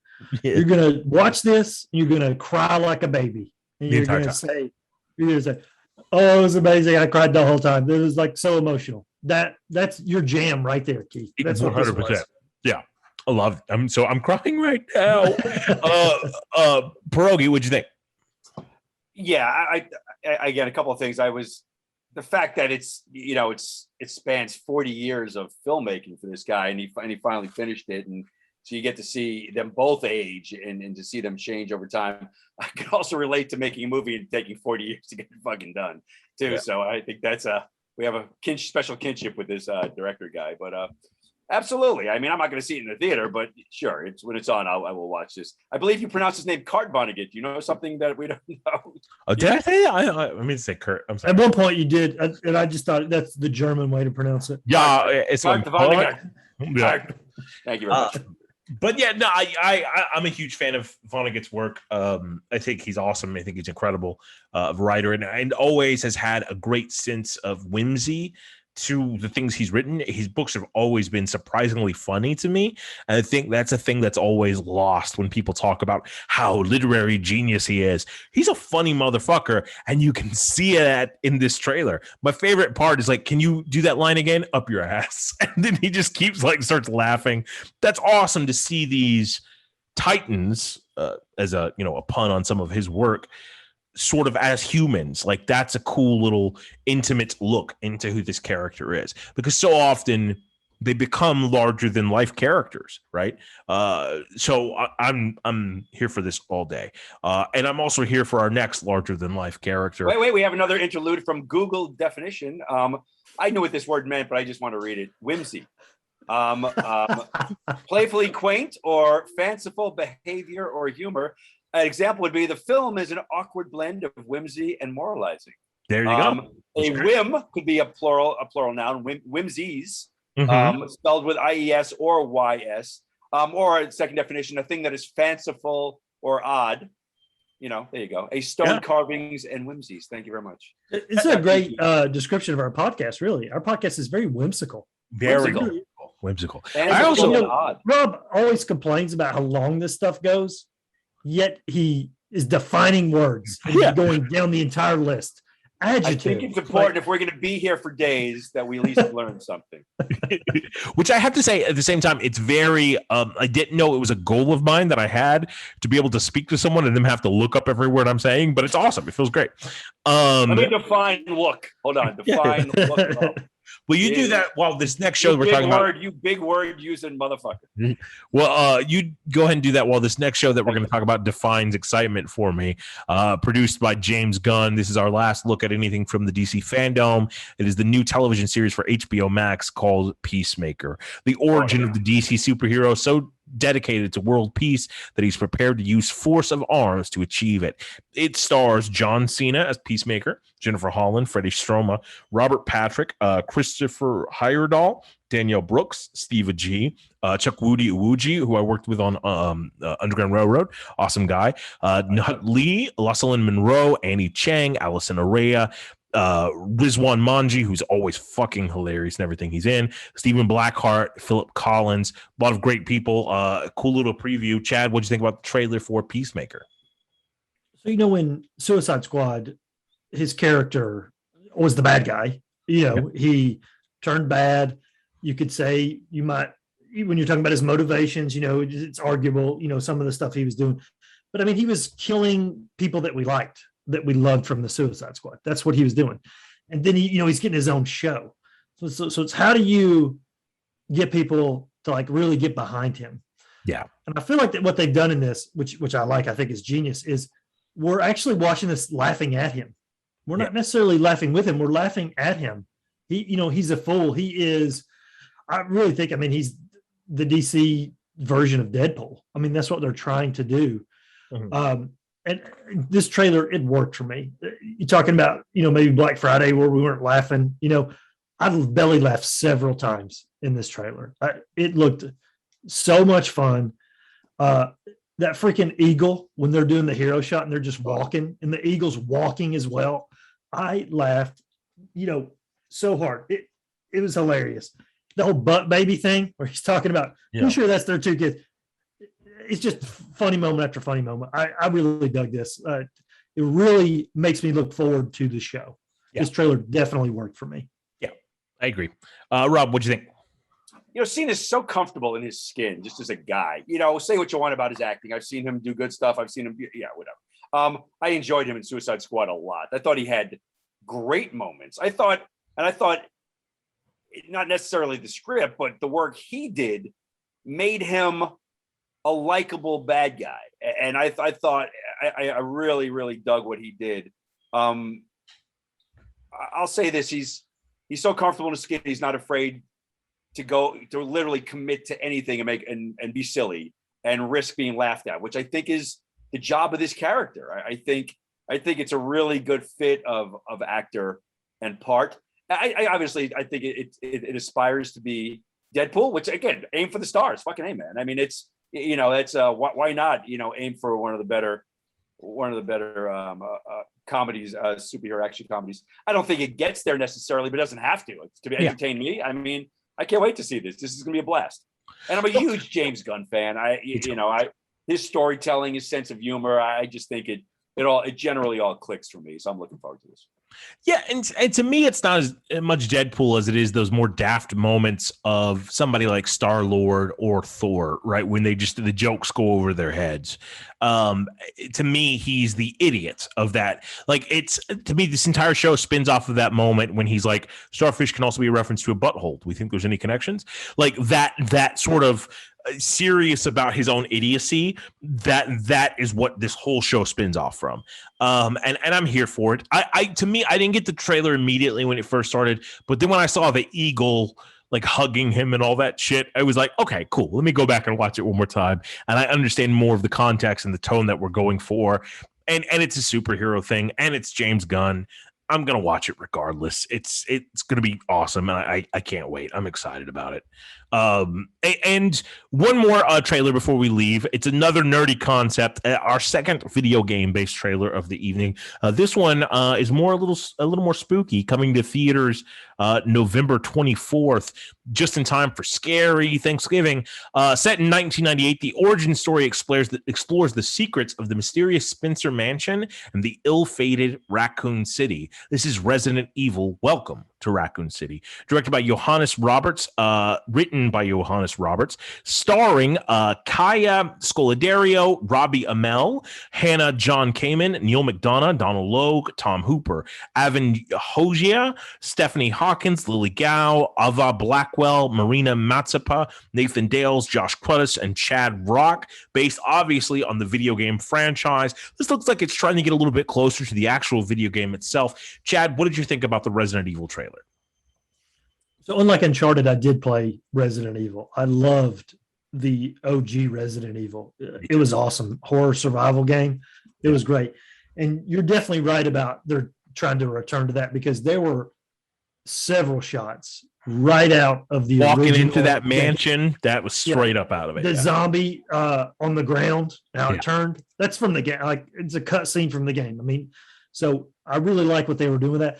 The other Resident Evils with Mila, I think I like maybe the first three, and then I don't even know if I saw them. After that, it was like diminishing returns, but they were fine.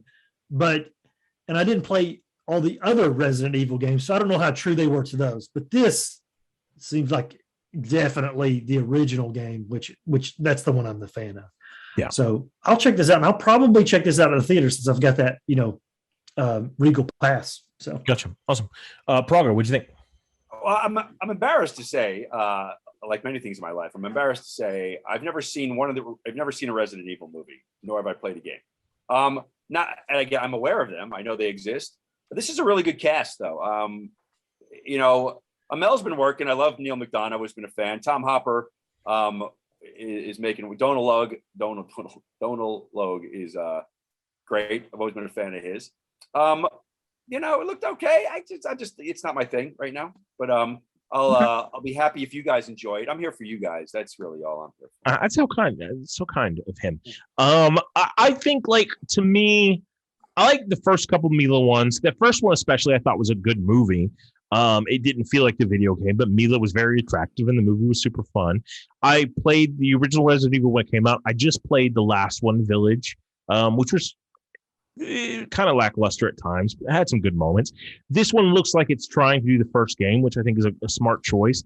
To me, at parts of it looked still like it was suffering from that what's his name? Uwe Boll, is that his name? Sort of cursed. Like some of the shots look like, oh, this is cheap. But then the cast is really nice. And I'm hoping it's just going for that video game 90s aesthetic. I'm gonna watch it regardless because again, I feel obligated to. And I hope it's great. I hope it's fucking scary. I hope it's spooky. I hope it's action packed. Let's see what happens with it. I'm here for that. And that's all the trailers that we have. Before we sign off, though, there is like obviously something sad that we need to talk about, and that's just to give our condolences to the family of Halyna Hutchins, and to give a big rest in peace for her. I met her briefly working on the show The Walking Dead, and she was a very nice person who unfortunately suffered from a tragedy that never should have happened. And our thoughts go out to her family and her loved ones, and our deepest condolences for that. So now that I've brought the mood down, Chad, like you said, never should have happened. Like you said, never should have happened. It's just there's never a reason for that to happen. It's something we've all been on film sets before. I know that for a fact, and I think we've all been around guns, prop guns, airsoft guns, and the way the industry works is there's a specific job. There's actually two specific jobs for handling those and making sure they are handled with care and never, something like this should never ever happen due to the way it's set up. And unfortunately, with the last time it happened was on The Crow. Brandon Lee. And I know it's been almost 30, going 29 years since it happened. And, I think in a way, I think it's amazing that we haven't heard of something like this really happening with guns in almost 30 years. Yet it should not have happened now. And it's just like Keith said, you're feeling your hearts go out to the family of these people. They were doing what they love, and due to the carelessness of one or more, one person lost their lives and almost another person lost their lives. And it's so many things that could have prevented this from happening. And hopefully we learn again, hopefully lessons are learned. Unfortunately, it seems like a life has to be lost, or many lives have to be lost for lessons to be learned, if any lessons are learned. So that's my diatribe. No, and I couldn't agree more. I feel like, a lot of things that shoot in Atlanta, or at least a lot of my experience in film and television, most of the shows I've been in have had guns, and I've worked with guns, and I've had do gun training for movies and all that sort of stuff. And every time I'm on set, from indie to major production, there is a chain of command and a series of protocols and redundancies to ensure that something like this doesn't happen. There have been cases since Brandon Lee of it happening, but not on that scale. And I think I heard somebody say like it's 94 deaths in the past 10 years from guns related on sets. And which is kind of extreme. And I don't know if if that includes deaths that were not specifically by, because it was the Expendables situation where a helicopter went down and things like that. So sometimes what we're doing on film sets can be extreme, but above all, it's pretend, and no one should ever have to die from playing pretend. We follow our protocols for a specific reason, and that reason is to ensure that everyone can go home at the end of the day. And the fact that protocol was ignored is a travesty, a tragedy, and a crime, and it's unfortunately robbed a child of their mother, a husband of his wife, and a wonderful young woman of her career, her future, and everything that she cared about. So again, like I said, our hearts go out to it. It's a sad occurrence. And I've been on much less movie sets than you guys, exponentially more that you've been a part of, huge movies, things like that. I just scratch the surface of the sets I've been on. And I don't really have, any more to add than what you guys have said. It's like you said, it's just a tragedy. Yeah, and it sucks that it happened. Yep. But we carry on. We hope that changes are made. We hope that they can find solace and comfort. And and so until next time we're going to be reviewing at least, I think the new Paranormal Activity comes out tomorrow. The Eternals will be out next week. We'll get a chance to watch that. Rob will get a chance to catch up on Invincible. I think he's on episode 4 now. And we'll have more to talk about with Not Quite Cool. Chad, where can the people find you? You can find me on Twitter, Chad129X, the podcast at NQC Podcast. And also coming out is Army of Thieves. So I know you're looking forward to that, Keith. Fuck. That's coming to Netflix in a couple days. Yay! You're doing great! Yay, Spider-Man! Teams! I want more teams. Rob, where can the people find you? Right now I'm in Marietta. Okay, great. Awesome. Minutes. I'm heading back to Alpharetta. Cool. In the rain. In a few minutes I'll be on 285. You can catch me all these places. I'm around. That's great. Catch him outside. How about that? For me, you can find me on Instagram and TikTok under Robert Pralgo. And thank you so much for tuning in. And we'll see you guys next time. Thank you, everybody. Yay! Thank you for coming. Peace. Cut that out. Okay. How do I stop the Not Quite Cool is a podcast recorded in Atlanta, Georgia, in conjunction with Actors Teaching Actors and Bean Dip Productions. Thanks.